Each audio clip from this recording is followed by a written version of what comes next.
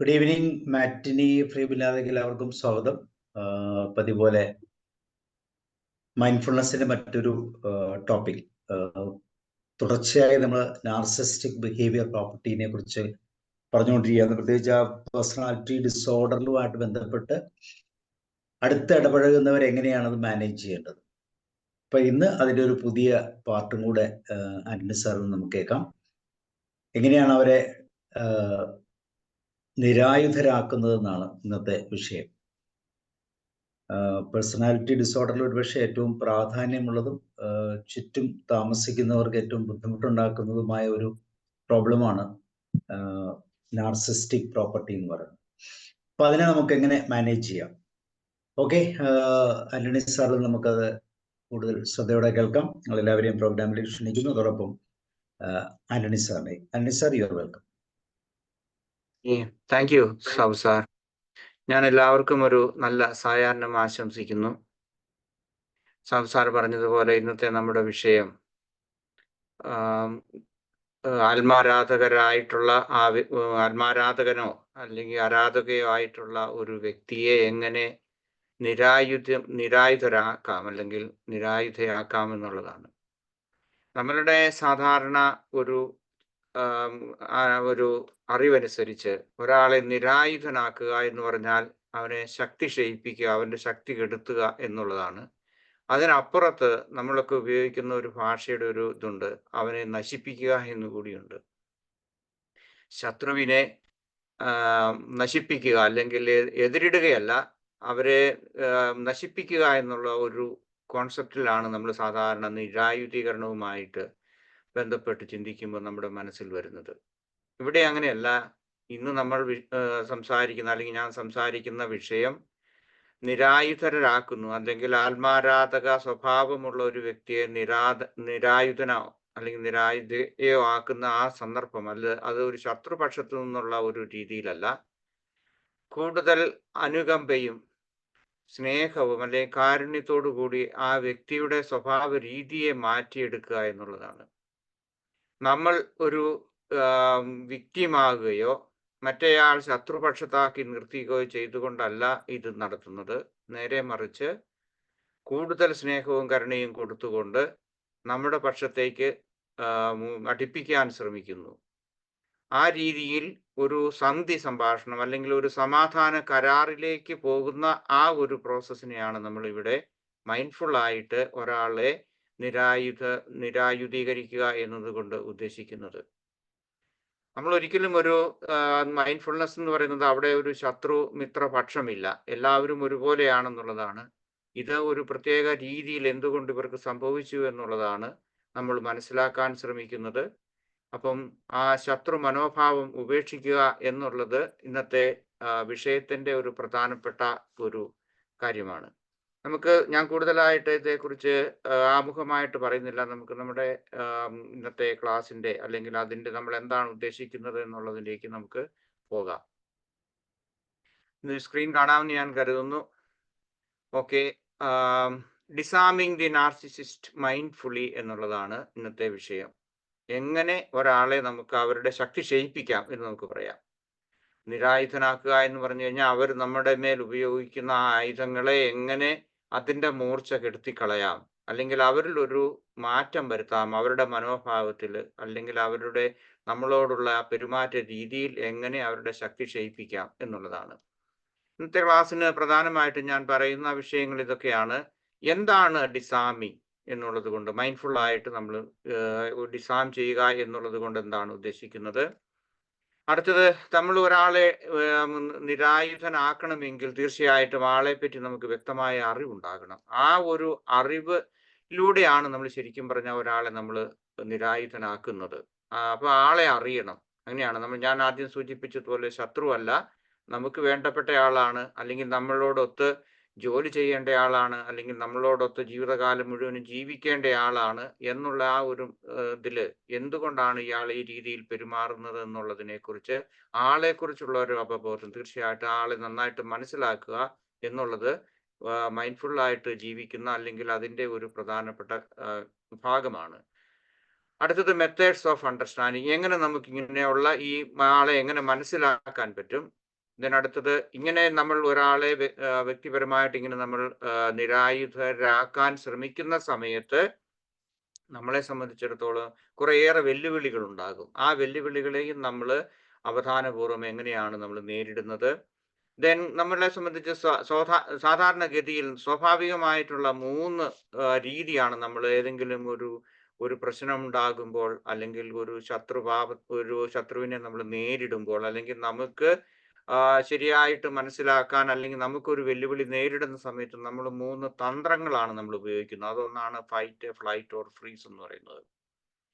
Mindful വേ, എങ്ങനെയാണ് ഇതിനെ നമുക്ക് നേരിടാൻ സാധിക്കുന്നത്, അല്ലെങ്കിൽ ഒരാളെ നിരായുധനാക്കാൻ സാധിക്കുന്നത് എന്നുള്ളതാണ്. നമ്മൾ ഡിസാമിങ് എ നാർസിസിസ്റ്റ് മൈൻഡ്ഫുള്ളി എന്നതുകൊണ്ട് നമ്മൾ ഉദ്ദേശിക്കുന്നത് ഇതൊരു പ്രോസസ്സാണ്, അല്ലെങ്കിൽ ഒരു സമീപനമാണ്. ഇതൊരു മനോഭാവം നമ്മളിൽ തന്നെ നമ്മൾ സൃഷ്ടിക്കുകയാണ്. എന്താണ്?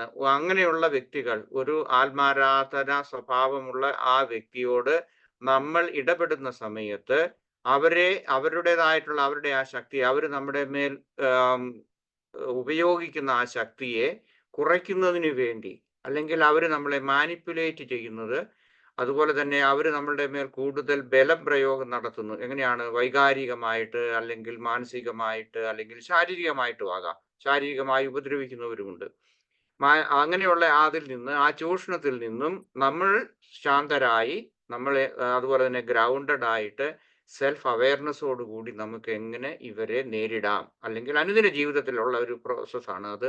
നമുക്ക് എങ്ങനെ ഇവരെ കൈകാര്യം ചെയ്യാം, അല്ലെങ്കിൽ അവരുമായിട്ട് ഒത്തുചേർന്ന് പോകാം എന്നുള്ളതിനെ അതാണ് ഡിസാമിങ് കൊണ്ട് ഉദ്ദേശിക്കുന്നത്. Understand A narcissist. ആദ്യമായിട്ട് നമ്മൾ ചെയ്യേണ്ടത്, നമ്മളുടെയൊക്കെ ഒരു ഭർത്താവുണ്ട്, അല്ലെ ഭാര്യയുണ്ട്, അല്ലെങ്കിൽ ഒരു സഹപ്രവർത്തകനുണ്ട്, അല്ലെങ്കിൽ സഹപ്രവർത്തകയുണ്ടെന്ന് കരുതുക. ഇങ്ങനെ നമ്മൾ കരുതുന്ന ആ സമയത്ത് ഈവൻ നമ്മളുടെ മാതാപിതാക്കളായിരിക്കാം, നമ്മൾ പ്രായപൂർത്തിയായി, അല്ലെങ്കിൽ പ്രായപൂർത്തിയായിക്കൊണ്ടിരിക്കാൻ ഇങ്ങനെയുള്ള അവസരത്തിൽ നമ്മൾ അവരുടെ ആ ചൈൽഡ്ഹുഡ് എക്സ്പീരിയൻസിനെ കുറിച്ച് നമ്മൾ അറിയണം. പക്ഷേ അവർ വളർന്നു വന്ന ജീവിത സാഹചര്യം എന്താണ്, അതാണ് നമുക്ക് ആദ്യമായിട്ട് ചെയ്യേണ്ടത്. ആ വ്യക്തിയെ നമ്മൾ പഠിക്കണം. എങ്ങനെയാണ് അവർ ഉപേക്ഷിക്കപ്പെട്ട രീതിയിലായിരുന്നു, അല്ലെങ്കിൽ ഞാൻ പറഞ്ഞ വീട്ടിലാണെങ്കിൽ പോലും വേണ്ടത്ര പരിഗണന കിട്ടാത്തവരാണോ, അല്ലെങ്കിൽ അവരുടെ മാതാപിതാക്കൾ, അല്ലെങ്കിൽ അവരുടെ കുട്ടിക്കാലത്ത് വളരെയേറെ വിമർശനം അവർ ഏറ്റുവാങ്ങിയിട്ടുണ്ടോ, അല്ലെങ്കിൽ സ്പോയിൽഡ് ആണോ, അല്ലെങ്കിൽ കൂടുതൽ ഡിപ്പെൻഡന്റ് ആയിട്ടാണോ അവർ വളർന്നു വന്നത്, ലോൺലി ആണോ, ഡിപ്രൈവ്ഡ് ആയിരുന്നു, ഇങ്ങനെയൊക്കെയുള്ള ആ കാര്യങ്ങളെ കുറിച്ച് അറിയണം. നമുക്കറിയാം, ലോകത്തിങ്ങനെ പലപ്പോഴും സൈക്കോപാസ് ആയിട്ടുള്ള നാർസിസിസ്റ്റുകൾ കൊടും ക്രൂരതകൾ, കൊലപാതകങ്ങളൊക്കെ ചെയ്യുന്ന സമയത്ത് ഇതിലേതെങ്കിലും തരത്തിൽപ്പെട്ടവരായിരിക്കും. ഒന്നുകിൽ അവർ നെഗ്ലക്റ്റഡ് ആയിട്ടുള്ള ഒരു ചൈൽഡ്ഹുഡ് അവർക്കുണ്ടായിരിക്കും, അല്ലെങ്കിൽ ലോൺലി ആയിരിക്കും, അല്ലെങ്കിൽ സ്പോയിൽഡ് ചൈൽഡ് ആയിരിക്കും. ഇങ്ങനെയൊക്കെയുള്ള വളർന്നു വന്നവരാണ് ഇങ്ങനെയുള്ള വലിയ വലിയ ക്രൂര കൃത്യങ്ങൾ സാധാരണഗതിയിൽ ചെയ്യാനുള്ളത്. പിന്നെ നമുക്ക് മനസ്സിലാക്കേണ്ട മറ്റൊന്ന്, ഇതൊരു ജനറ്റിക്കൽ പ്രോബ്ലം ആണോ, അല്ലെങ്കിൽ അല്ലെങ്കിൽ ബയോളജിക്കൽ ഫാക്ടേഴ്സ് ഇവരുടെ ജീവിതത്തിൽ എന്തെങ്കിലും സംഭവിച്ചിട്ടുണ്ടോ, ഇതൊക്കെ അറിയാൻ വേണ്ടിയാണ്. കൂടുതൽ അനുകമ്പ അവരോട് കാണിക്കാൻ വേണ്ടിയിട്ടാണ്. അല്ലെങ്കിൽ ഹെറിഡിറ്ററി ഫാക്ടേഴ്സ് ഉണ്ടോ, ഇവർക്ക് ഫാമിലി പരമായിട്ട് എന്തെങ്കിലും ഇങ്ങനെയുള്ള സ്വഭാവങ്ങളുണ്ടോ. നിങ്ങളെല്ലാവരും കണ്ടിട്ടുള്ള സിനിമയായിരിക്കും തനിയാവർത്തനം എന്ന് പറയുന്നത്. ഇതുപോലെ ഏതെങ്കിലും തരത്തിലുള്ള ആ ഒരു പ്രശ്നമുണ്ടോ. പിന്നെ ന്യൂറോ ബയോളജിക്കലായിട്ട് എന്തെങ്കിലും സംഭവിച്ചിട്ടുണ്ടോ, ചിലപ്പോൾ മരുന്ന് കഴിച്ചത് കൊണ്ട്, അല്ലെങ്കിൽ ഏതെങ്കിലും ഓപ്പറേഷൻ നടത്തി കുട്ടിക്കാലത്തോ അല്ലെങ്കിൽ പ്രായമായിട്ടോ. ഇതൊക്കെ പ്രത്യേകിച്ച് ബ്രെയിനിനൊക്കെ ഓപ്പറേഷൻ നടത്തി കഴിഞ്ഞാൽ അവരുടെ സ്വഭാവ രീതികളെല്ലാം മാറുക എന്നുള്ളത് സ്വാഭാവികമായിട്ടുള്ള ഒരു കാര്യമാണ്. ഇങ്ങനെയുള്ള കാര്യങ്ങളെക്കുറിച്ച് നമുക്ക് ആദ്യമേ നമ്മൾ ഒരു വിലയിരുത്തൽ, അല്ലെങ്കിൽ നമ്മൾ മനസ്സിലാക്കുന്നതിന് വേണ്ടി ശ്രമിക്കണം. അതുപോലെ തന്നെ അവരുടെ കുട്ടിക്കാലത്ത് ഏതെങ്കിലും തരത്തിലുള്ള അതികഠിനമായിട്ടുള്ള ഏതെങ്കിലും ഇമോഷണൽ, ഫിസിക്കൽ, സെക്ഷൽ അബ്യൂസ് ഉണ്ടായിട്ടുണ്ടോ, അല്ലെങ്കിൽ വൈകാരികമായി ആരെങ്കിലും ഉപദ്രവിക്കുകയോ അല്ലെങ്കിൽ നെഗ്ലക്റ്റ് ചെയ്യുകയോ ചെയ്തിട്ടുണ്ടോ എന്നുള്ളതും നമ്മൾ അറിഞ്ഞിരിക്കണം ആവശ്യമുണ്ട്. കാരണം അവർ നമ്മുടെ ശത്രുവല്ല, നമ്മളുടെ മിത്രം തന്നെയാണ്, അല്ലെങ്കിൽ ഒത്തൊരുമിച്ച് പോകേണ്ടവരാണ്. അതുകൊണ്ട് ഇവരെ ആ രീതിയിൽ നമ്മൾ മനസ്സിലാക്കാൻ സാധിച്ചു കഴിഞ്ഞാൽ നമുക്ക് ഒത്തിരി വിട്ടുവീഴ്ചകൾ അവരോട് ചെയ്യാൻ പറ്റും. അതുപോലെ തന്നെ അവരെ നമുക്ക് കൂടുതൽ പരിഗണിക്കാൻ സാധിക്കും, കൂടുതൽ അവർക്ക് കെയർ കൊടുക്കാൻ സാധിക്കും. മറ്റൊന്ന്, കൾച്ചറൽ ആൻഡ് സോഷ്യൽ ഫാക്ടേഴ്സ് ഉണ്ടാകും. അത് പ്രത്യേകിച്ച് അത് റിലീജിയസ് ആകാം, അങ്ങനെയുള്ള കാര്യങ്ങളുണ്ട്. പ്രത്യേകിച്ച് അത് കൂടുതലായിട്ടും പ്രകടമായിട്ട് കാണുന്നത് വിദേശ രാജ്യങ്ങളിലാണ്, അല്ലെങ്കിൽ നമ്മുടെ രാജ്യത്ത് തന്നെ ഉണ്ടാകും. ഇതുപോലെയുള്ള ഈ സ്വഭാവമുള്ളവർ എന്താണ് സാമൂഹ്യമായിട്ട് അല്ലെങ്കിൽ വർണ്ണം അല്ലെങ്കിൽ വർഗം ഇങ്ങനെയൊക്കെയുള്ള ജാതീയമായിട്ടുള്ളതുണ്ടാകും. വിദേശ രാജ്യങ്ങളിലാണെങ്കിൽ കുടിയേറ്റക്കാർക്ക് ആ ഗ്രൂപ്പിൽപ്പെട്ടവർക്ക് ഇങ്ങനെയുള്ള ഒത്തിരി കോംപ്ലക്സുകൾ ഉണ്ടാകാം. അല്ലെങ്കിൽ അതുപോലെ തന്നെ അവർക്ക് ഒത്തിരി മോശമായിട്ടുള്ള അനുഭവങ്ങൾ സ്വദേശീയരിൽ നിന്നുണ്ടാകാം. പ്രത്യേകിച്ച് കുട്ടിക്കാലത്ത് അങ്ങനെ ഉണ്ടായി കഴിഞ്ഞു കഴിഞ്ഞാൽ അത് അവർക്ക് ലൈഫ് ലോങ് ഇങ്ങനെ ഒരു പ്രശ്നങ്ങൾ ഉണ്ടാകാം. അവർ ചിലപ്പോൾ ഒരുപക്ഷെ നാർസിസിസ്റ്റിക് ആയിട്ടുള്ള ആ സ്വഭാവം കാണിക്കുന്നവരാണ്. അമേരിക്കയിലൊക്കെ പ്രത്യേകിച്ച് കൂടുതലും ഈ വലിയ കൊലപാതകങ്ങൾ നടത്തുന്ന പലരുടെയും ഹിസ്റ്ററി നോക്കുമ്പോൾ കുടിയേറ്റക്കാരുടെ മക്കളും അതിനകത്ത് ഇൻവോൾവ് ആണ്. അങ്ങനെയൊക്കെ വരുമ്പോഴേക്കും ഇതുപോലെയുള്ള കാരണങ്ങൾ അവരിൽ കാണുന്നുണ്ട്. പക്ഷെ അവരൊരു വളരെ ക്രൂരമായ എന്താണ് ആ NPTയിൽ വളരെ ശക്തമായ രീതിയിൽ അവർ പ്രതികരിക്കുന്നത് കൊണ്ട് നമുക്ക് അവരെ എന്താണ് നമ്മുടെ കൂട്ടത്തിലല്ല, പക്ഷെ നമുക്ക് അവരെ ഇതുപോലെയുള്ള കാര്യങ്ങൾ നമുക്ക് മനസ്സിലാക്കാൻ ശ്രമിക്കുന്നത് തീർച്ചയായിട്ടും നല്ലതാണ്. മറ്റൊന്ന്, ഇവർക്ക് ലോ സെൽഫ് എസ്റ്റീം ഉള്ളവരാണോ, അല്ലെങ്കിൽ ഇവര് ചില സമയത്ത് അവര് ഡീപ്പ് ഇൻസെക്യൂരിറ്റി ഫീൽ ചെയ്യുന്നവരായിരിക്കും, അല്ലെങ്കിൽ അവരുടെ തന്നെ ആ കഴിവിൽ അവർക്ക് ആത്മവിശ്വാസം ഇല്ലാത്തവരായിരിക്കും. അതുപോലെ തന്നെ അവര് റിജക്റ്റ് ചെയ്യപ്പെടുന്നു. ചില ഭാര്യ ഭർത്തൃ ബന്ധങ്ങളിൽ അങ്ങനെ സംഭവിക്കാറുണ്ട്. ഉദാഹരണമായിട്ട് ഭർത്താവിന് ചിലപ്പോൾ തോന്നും ഇവളിങ്ങനെയൊക്കെ ചെയ്തു കഴിഞ്ഞു കഴിഞ്ഞാൽ, അല്ലെങ്കിൽ ഇവളോട് ഇതേ രീതിയിൽ പെരുമാറി കഴിഞ്ഞാൽ ഇവൾ എന്നെ ഉപേക്ഷിക്കുമോ എന്നുള്ള ഭയം ഉണ്ടാകും. അത് നേരെ തിരിച്ച് ഭാര്യയ്ക്കും ഉണ്ടാകാം. അങ്ങനെ ഈ രണ്ടു കൂട്ടർക്കുമുള്ള അതിൽ റിജക്ഷൻ അല്ലെങ്കിൽ ഡൈവോഴ്സ്, ഇട്ടിട്ട് പോകുമോ, ഇങ്ങനെയൊക്കെയുള്ള ഒത്തിരി ഉണ്ടാകും. അല്ലെങ്കിൽ എനിക്ക് ഉണ്ടാകുന്ന എൻ്റെതായിട്ടുള്ള ഇൻസെക്യൂരിറ്റി ഫീലിങ്സ് മറ്റുള്ളവരുടെ മേൽ പ്രൊജക്റ്റ് ചെയ്യുന്നതിനുള്ള സാധ്യതകളുണ്ട്. അപ്പൊ ഈ കാര്യത്തെക്കുറിച്ച് കൂടി നമ്മൾ മനസ്സിലാക്കുന്നത് നല്ലതാണ്. Then methods of understanding. നമുക്ക് എങ്ങനെയാണ് ഒരാളെ അറിയാനേണ്ടത്, മൈൻഡ്ഫുൾ ആയിട്ട് അറിയാൻ ശ്രമിക്കുമ്പോഴേക്കും നമ്മൾ എഡ്യൂക്കേറ്റ് യുവർ സെൽഫ്. നമുക്കൊക്കെ മുൻപ് നമ്മളുടെ മാതാപിതാക്കൾ അല്ലെങ്കിൽ അവരുടെ മാതാപിതാക്കൾക്ക് മുമ്പ് ഇതുപോലെയുള്ള സ്വഭാവ രീതികൾ ഉണ്ടായിരുന്ന വ്യക്തികളുണ്ടായിരുന്നു. അന്നത്തെ കാലത്ത് ഇതൊന്നും അറിയല്ല. സഹിക്കുക എന്നുള്ളതാണ് പലപ്പോഴും പഴയ കാലങ്ങളിൽ ആളുകൾ ചെയ്തിരുന്നത്.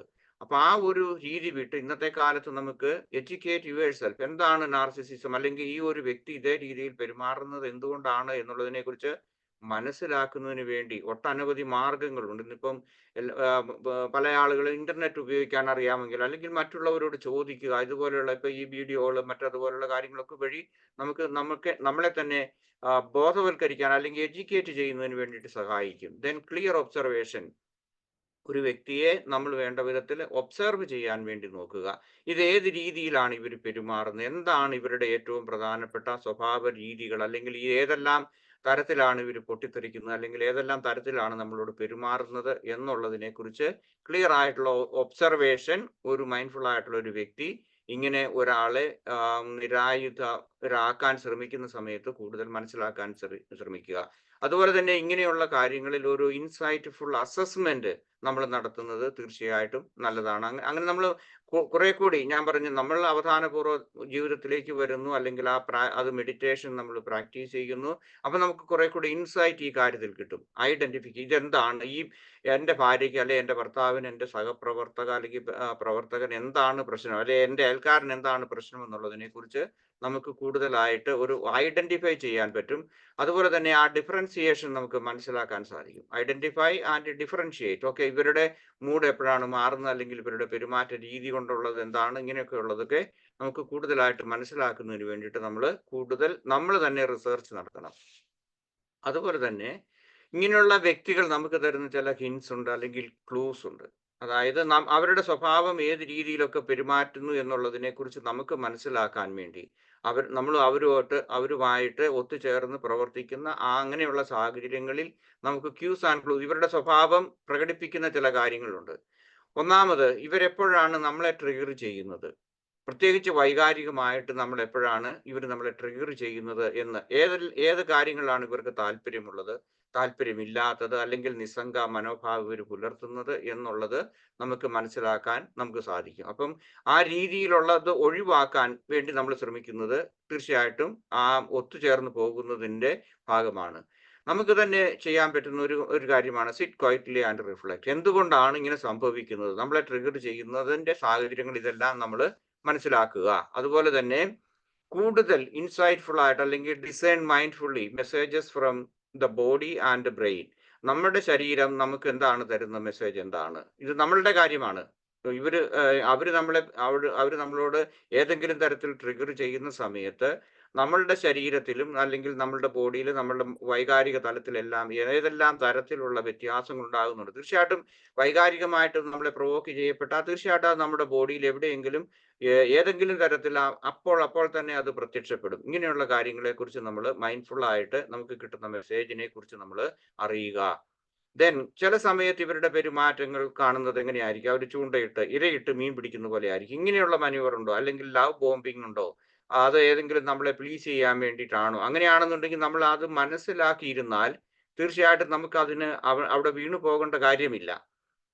അപ്പം ഇവരുടെ പെരുമാറ്റ രീതികളിൽ അവർ ഉപയോഗിക്കുന്ന ബെയ്റ്റ് ആൻഡ് സ്വിച്ച് മാനുവേഴ്സ് ഉണ്ടോ എന്നുള്ളത് നമ്മൾ അറിയുക. Then vanishing act. ചിലപ്പോൾ നമ്മൾ അറിയാം മിക്ക മജീഷ്യന്മാരും അവർ ആ രംഗത്ത് നിന്ന് മറ്റുള്ള സാധനങ്ങളോ വ്യക്തികളെയൊക്കെയാണ് വാനിഷ് ചെയ്യുന്നത്. പക്ഷേ ഈ ആത്മാരാധകരായിട്ടുള്ള വ്യക്തികൾ ചിലപ്പോൾ അവർ തന്നെ അപ്രത്യക്ഷമാകുന്ന ഒരു തരം മജീഷ്യന്മാരായിട്ട് വരാറുണ്ട്. ഏതെങ്കിലും ഒന്ന് ചെയ്തു, അതിനുശേഷം അവർ പെട്ടെന്ന് ആ രംഗത്ത് നിന്ന് അവർ അപ്രത്യക്ഷമാകുന്നു. ചിലപ്പോൾ അവരുടെ സ്വഭാവ രീതികളിൽ തന്നെ മാറ്റം വരുന്നുണ്ട്. പെട്ടെന്ന് കോപിക്കുകയും അതേസമയം പെട്ടെന്ന് തണുക്കുകയും ചെയ്യുന്ന ആൾക്കാരുണ്ടാകും. ഇപ്പൊ ഏതെല്ലാം തരത്തിലാണ് അവരുടെ ആ പെരുമാറ്റ രീതിയിൽ ഉണ്ടാകുന്ന മാറ്റങ്ങൾ എന്ന് നമ്മൾ ശ്രദ്ധിക്കുക. Then adding insult and to injury. അതായത് ഏതെങ്കിലും തരത്തിൽ കൂടുതലായിട്ട് നമ്മളെ വൈകാരികമായിട്ട് ഇഞ്ചുറി അല്ലെങ്കിൽ ചിലപ്പോൾ ചില ആളുകൾ ശാരീരികമായിട്ട് ഉപദ്രവിക്കുന്നവർ കാണും.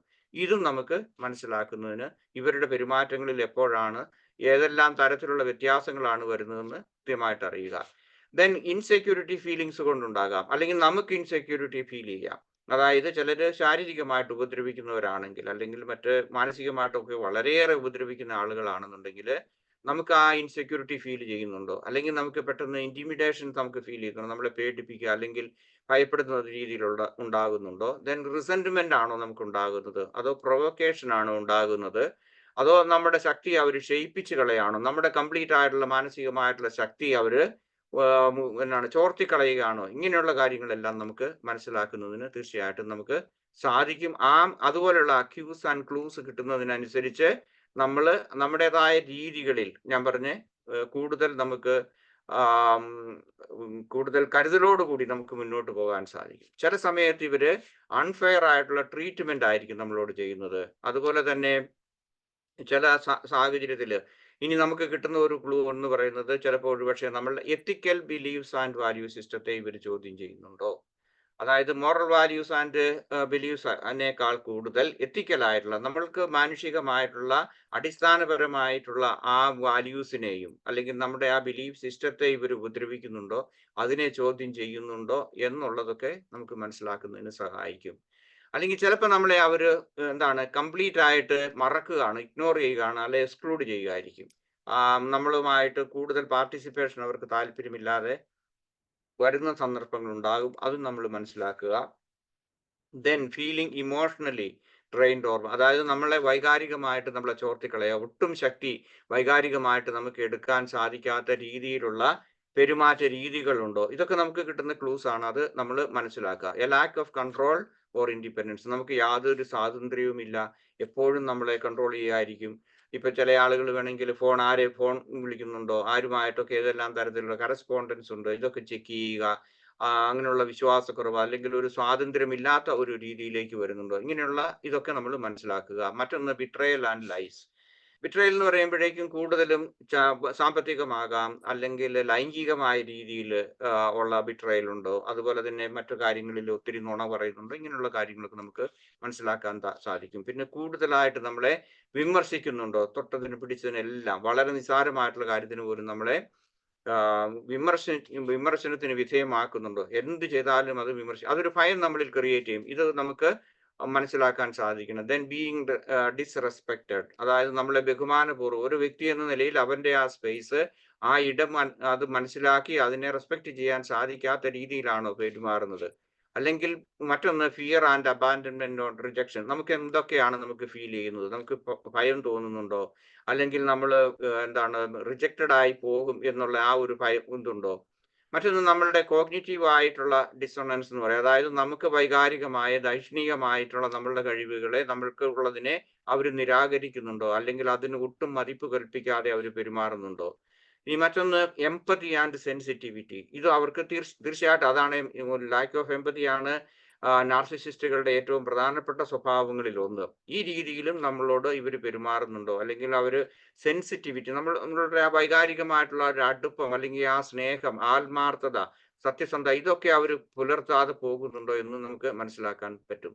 ദെൻ വയലേഷൻ ഓഫ് ട്രസ്റ്റ്, നമുക്ക് അവരെ വിശ്വസിക്കാൻ മേലാത്ത രീതിയിലുള്ള ബിട്രയൽ അല്ലെങ്കിൽ നുണപറച്ചിലുകൾ, ഇതുപോലെയുള്ള കാര്യങ്ങളൊക്കെ സംഭവിക്കുന്നുണ്ടോ എന്ന് നമുക്ക് തീർച്ചയായിട്ടും നമുക്ക് മനസ്സിലാക്കാം. ഇതെല്ലാം ക്ലൂസ് ആൻഡ് ക്യൂസ് ആണ്.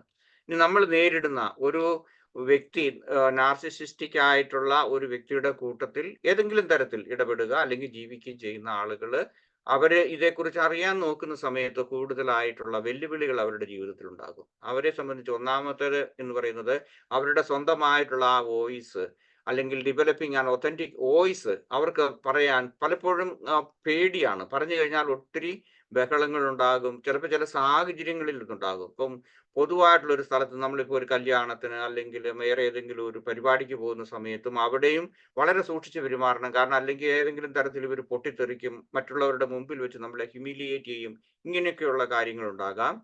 അപ്പൊ അതുകൊണ്ട് നമ്മളുടെ ആ ഒത്തന്റിക് വോയിസ് നമുക്ക് പ്രകടിപ്പിക്കാൻ സാധിക്കാതെ വരുന്ന ചില സന്ദർഭങ്ങളുണ്ട്. അത് ഒന്നാമത്തെ വെല്ലുവിളിയാണ്.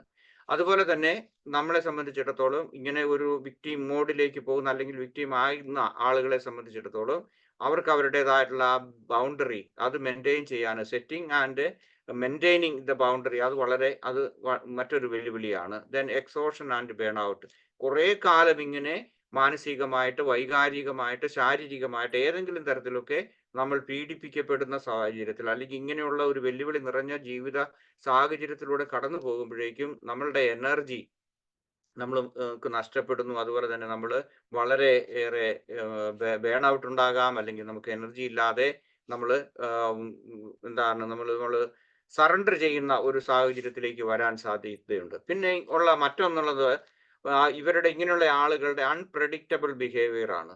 എപ്പോഴാണ്, ഏത് രീതിയിലാണ് ഇവർ ഇവരുടേതായിട്ടുള്ള ആ സ്വഭാവ രീതികൾ, നാർസിസിസ്റ്റിക് ആയിട്ടുള്ള സ്വഭാവ രീതികൾ പ്രകടിപ്പിക്കുന്നതെന്ന് കാൽക്കുലേറ്റ് ചെയ്യാൻ മേലാത്ത ചില സന്ദർഭങ്ങൾ നമുക്ക് ഇങ്ങനെയുള്ള വ്യക്തികളുമായിട്ട് പെരുമാറുന്ന സമയത്ത്, പ്രത്യേകിച്ച് ജോലി സ്ഥലങ്ങളിലാകെ, എവിടെയാണെങ്കിലും അതെ, വീട്ടിലാണെങ്കിലും ജോലി സ്ഥലത്തും അല്ലെങ്കിൽ അയൽക്കാരുടെ അടുത്താണെങ്കിലും ഇങ്ങനെയുള്ള ആളുകളുണ്ടെങ്കിൽ. ദെൻ മറ്റൊന്ന്, നമ്മളെ സംബന്ധിച്ചിടത്തോളം നമുക്ക് ഫിയർ ഓഫ് റിട്ടാലിയേഷൻ ഉണ്ടാകും. നമ്മൾക്കുണ്ടാകുന്ന മാനസികമായ ഈ വ്യഥയിൽ നിന്ന് നമുക്ക് പലപ്പോഴും തോന്നും ഇവനെ അങ്ങോട്ട് ഫിയർ ഓഫ് റിട്ടാലിയേഷൻ കൊടുക്കാൻ, നശിപ്പിച്ച് കളയാനുള്ള ഒരു സ്വാഭാവികമായിട്ടുള്ള ഉണ്ടാകും.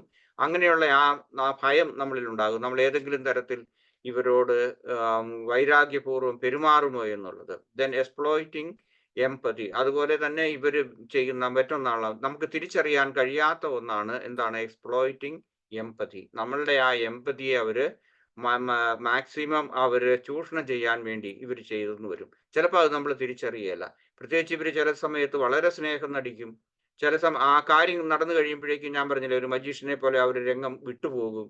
അങ്ങനെയൊക്കെയുള്ള സാഹചര്യത്തിൽ വീണ്ടും നമുക്ക് കുറ്റബോധം തോന്നും, അത് ചെയ്യണ്ടായിരുന്നു, അല്ലെങ്കിൽ അവരോട് യെസ് എന്ന് പറയണ്ടായിരുന്നു എന്നുള്ള ഇതൊക്കെ വരും. ദെൻ ചാം ആൻഡ് കരിസ്മ, അതായത് കൂടുതൽ ചാമിങ് ആയിട്ട് വരും. ഇതൊക്കെ പ്രത്യേകിച്ച് ലവേഴ്സിന്റെ അടുത്ത്, അല്ലെങ്കിൽ മറ്റതുപോലെ ഈ സെക്ഷൽ ആയിട്ട് ഇങ്ങനെ മിസ്യൂസ് ചെയ്യുന്ന നാർസിസിസ്റ്റിക് ആയിട്ടുള്ള ആളുകളുടെ അടുത്തായിരിക്കും അവർ കൂടുതൽ ചാമിങ് ആയിട്ടുള്ള ക്യാരക്ടർ, അല്ലെങ്കിൽ ആ പെരുമാറ്റ രീതികളൊക്കെ കാണിക്കും, അല്ലെങ്കിൽ കൂടുതൽ അവർ കരിസ്മ ഉള്ളവരാണെന്നുള്ളത് ആ രീതികളൊക്കെ ഇങ്ങനെ പ്രത്യേകിച്ച് അഭിനയിച്ച് അവർ കാണിക്കും. ഓക്കെ, അടുത്തത് നമ്മൾ ഫൈറ്റ്, ഫ്ലൈറ്റ് ഓർ ഫ്രീസ് എന്നുള്ള ആ മോഡിലേക്ക് വരിക. നമ്മളുടെ ആ ഡിഫൻസ് മെക്കാനിസത്തിൽ നമ്മൾ ചെയ്യുന്നതാണ് വെർബൽ അഗ്രഷൻ ആൻഡ് ഇൻസൾട്ട്. ഇത് നമുക്ക് നമ്മൾ ചെയ്യേണ്ട കാര്യമല്ല ഞാൻ പറയുന്നത്, പക്ഷെ നമ്മളുടെ 3 തരത്തിൽ നമ്മൾക്ക് നമ്മുടെ സർവൈവലിന് ആവശ്യമുള്ള ഒരു രീതിയിലേക്ക് ഒന്നാണ്. ചില സമയത്ത് നമ്മൾ വെർബൽ അഗ്രഷനിലേക്കും ഇൻസൾട്ടിലേക്കും പോകും. ദാറ്റ് മീൻസ് നമ്മൾ തിരിച്ചടിക്കുക എന്ന് പറയും, അല്ലെ? ഇങ്ങോട്ടൊന്ന് കാണിച്ചാൽ തിരിച്ചടിക്കുക, ഉരുളയ്ക്ക് ഉപ്പേരി എന്നുള്ള ആ ഒരു ഈ രീതിയിലേക്ക് നമുക്ക് പോകാനുള്ള സാധ്യതയുണ്ട്. അതേക്കുറിച്ച് നമ്മൾ അറിയുക. ദെൻ ബ്ലെയിം ഷിഫ്റ്റിംഗ്, നമ്മളോട് കുറ്റപ്പെടുത്തി പറയുന്നതിന് നമ്മൾ തിരിച്ച് അവരിലേക്ക് തന്നെ അവർ നമ്മളിലേക്ക് തരുന്ന ഈ ബ്ലെയിം അത് തിരിച്ചടിക്കാൻ വേണ്ടി നമുക്ക് തോന്നുന്ന ഒരു രീതിയിലേക്ക് നമുക്ക് വരും. ദെൻ ഗ്യാസ് ലൈറ്റിംഗ്, അതായത് നമ്മളെ ഏതെല്ലാം തരത്തിൽ അവർ കുറ്റപ്പെടുത്താനും വേദനിപ്പിക്കാനും നോക്കുന്നു, അത് തിരിച്ചു കൊടുക്കാനുള്ള ഒരു മനോഭാവം നമുക്കുണ്ടാകും. അടുത്തത് മറ്റൊന്ന്, നമ്മളുടെ മേൽ അവർ അടിച്ചേൽപ്പിക്കുന്ന ഈ പ്രൊജക്ഷൻ എന്ന് പറയുന്നത്, അവരുടെ കുറ്റങ്ങൾ നമ്മളുടെ കുറ്റങ്ങളായി പറയുന്നത് തിരിച്ചു കൊടുക്കാനുള്ള ആ ഒരു മനോഭാവം ഉണ്ടാകും. Playing with the victim. ചിലപ്പം ചില സമയത്ത് നമ്മൾ അവരെ തന്നെ വിക്ടിം ആക്കാനും അവരെ ഒന്ന് കളിയാക്കാനും അല്ലെങ്കിൽ മറ്റു രീതിയിലേക്ക് പോകാനുള്ള ഒരു ഇതുണ്ടാകും. സ്മിയർ കമ്പയിൻ എന്ന് പറയും. ഇതിന്റെ അർത്ഥം എന്താണെന്ന് ചോദിച്ചു കഴിഞ്ഞാൽ, അതായത് നുണപ്രചരണങ്ങൾ നടത്തും. ഈ നുണപ്രചരണങ്ങൾ പലപ്പോഴും നടത്തുന്നത് സ്വന്തക്കാരുടെ ഇടയിൽ അല്ലെങ്കിൽ വീട്ടുകാരുടെ ഇടയിൽ. ഇപ്പം ഒരു അമ്മ നാർസിസിസ്റ്റ് ആയിട്ടുള്ള ഒരു അമ്മയാണെന്നുണ്ടെങ്കിൽ അപ്പനെതിരായിട്ട് നുണപ്രചരണങ്ങൾ കൊടുക്കും. ആരുടെയാണ്? മക്കളുടെ സിമ്പതി അല്ലെങ്കിൽ എമ്പതി ഇതൊക്കെ കിട്ടണം, മക്കളെ അവരുടെ സൈഡിൽ നിർത്താൻ വേണ്ടി. അതായത് അപ്പനാണ് മോശക്കാരൻ എന്ന് പറയാം. നേരെ മറിച്ചാകാം. അതല്ലെങ്കിൽ ജോലി സ്ഥലത്താണെന്നുണ്ടെങ്കിൽ അതും ഉണ്ടാകും. കാരണം നമ്മളെ മോശമായിട്ട് പെരുമാറുന്ന കൊളീഗ് ആണെന്നുണ്ടെങ്കിൽ ഇവൻ അല്ലെങ്കിൽ ഇവൾ മോശക്കാരിയാണ് എന്ന് പറയും. അത് അങ്ങനെയുള്ള കാര്യങ്ങൾ പ്രത്യേകിച്ച് സ്മിയർ കമ്പയിനിന്റെ ഒരു ഏറ്റവും കടുത്ത ഒരു നിലപാടെന്ന് പറയുന്നത് പലപ്പോഴും അവിഹിത ബന്ധങ്ങൾ അല്ലെങ്കിൽ അതുപോലെയുള്ള സെക്ഷൽ ആയിട്ടുള്ള രീതികൾ, നുണപ്രചരണങ്ങൾ നടത്തി താറടിക്കാൻ വേണ്ടിയിട്ടുള്ള ശ്രമങ്ങൾ ഇങ്ങനെയുള്ള ആളുകൾ ചെയ്യും. ദെൻ റേജ് ബേൺ ഔട്ട്, ഇത് നമ്മൾ ചെയ്യും. ഇതാണ് നമുക്ക് ചില സമയത്ത് വളരെയേറെ ദേഷ്യം വന്ന് അവരുടെ തലക്കിട്ടൊരെണ്ണം കൊടുക്കാനുള്ള ഒരു മനോഭാവം പോലെ നമുക്ക് തോന്നും. മറ്റൊന്ന് dismissing or minimising the partners concern, അവഗണിക്കുക. കംപ്ലീറ്റ് ആയിട്ട് പാർട്ട്നേഴ്സിന്റെ അവരുടെ ആവശ്യങ്ങൾ, ഇപ്പൊ രോഗിയായി അവർക്ക് വേണ്ടത്ര ശുശ്രൂഷ കൊടുക്കണം അല്ലെങ്കിൽ മറ്റ് ഏതെങ്കിലും തരത്തിലുള്ളതുണ്ടെങ്കിൽ അവരുടെ സംബന്ധിച്ചിട്ടുള്ള പാർട്ട്നേഴ്സിനെ നമ്മൾ കംപ്ലീറ്റ് നമ്മൾ ഉപേക്ഷിക്കും. അല്ലെങ്കിൽ ദെൻ ഇമോഷണൽ ആയിട്ട് മാനിപ്പുലേറ്റ് ചെയ്യാൻ വേണ്ടി നമ്മളും ഈ ഫൈറ്റിന്റെ ഒരു മോഡിലേക്ക് വന്നാൽ നമ്മളത് ചെയ്യും. ഓക്കെ, ഫ്ലൈറ്റ് എന്ന് പറയുന്നത് അവോയ്ഡൻസ് ആണ്. ഇങ്ങനെയുള്ള ആളുകളെ അങ്ങോട്ട് അവോയ്ഡ് ചെയ്യും. കംപ്ലീറ്റ് ആയിട്ട് നമ്മൾ വൈകാരികമായിട്ട് അല്ലെങ്കിൽ ശാരീരികമായിട്ട് ചെയ്യാമെങ്കിൽ അങ്ങനെയും നമ്മൾ ചെയ്യും, അല്ലെങ്കിൽ നമ്മൾ കംപ്ലീറ്റ് ആയിട്ട് അവോയ്ഡ് ചെയ്യും. പിന്നെ മറ്റൊന്ന് ഇമോഷണൽ വിഡ്രോവൽ ആണ്. ഒരു കാര്യത്തിൽ നമ്മൾ ഇൻവോൾവ് ആകുകയല്ല. പ്രത്യേകിച്ച് ഇമോഷണൽ ആയിട്ടുള്ള ആ ഒരു ബന്ധം, വൈകാരിക ബന്ധം വേണ്ട എന്ന് വെച്ച് പോകുന്ന ആളുകളുണ്ട്. ദെൻ അവോയ്ഡിങ് അക്കൗണ്ടബിലിറ്റി, ഒരു കാര്യത്തിൽ നിന്നും റെസ്പോൺസിബിലിറ്റി എടുക്കുകയില്ല. എന്തെങ്കിലും ഇനി നാർസിസ്റ്റിക് ആയിട്ടുള്ള ആളുകൾ ചോദിച്ചാൽ പോലും അവരോട് എന്തെങ്കിലും ഇഷ്ടം പോലെ ചെയ്തോ എന്ന് പറയും. ഭാര്യ ചിലപ്പോൾ പറയും, ഭർത്താവ് പറയും, അല്ലെങ്കിൽ ജോലി സ്ഥലത്ത് നമ്മൾ ഇതുപോലെയുള്ള വ്യക്തികളെ കാണുമ്പം ഒരു റെസ്പോൺസിബിലിറ്റി എടുക്കാൻ നമുക്ക് സാധിക്കാതെ വരും. മറ്റൊന്ന്, നമ്മളിങ്ങനെ ഒരു സ്റ്റോൺ വാളിംഗ് എന്ന് പറഞ്ഞാൽ നമ്മൾ നമ്മളെ തന്നെ സുരക്ഷിതമാക്കാൻ വേണ്ടി നമുക്ക് ചുറ്റും വലിയൊരു മറ അല്ലെങ്കിൽ സ്റ്റോൺ കൊണ്ടുള്ള, കല്ലുകൊണ്ടുള്ള ഒരു മറ പോലെ നമ്മൾ ഉണ്ടാക്കും. ദെൻ ഫിയർ ഓഫ് ഇന്റിമസി, ഫ്ലൈറ്റിന്റെ വേറൊന്നാണ്.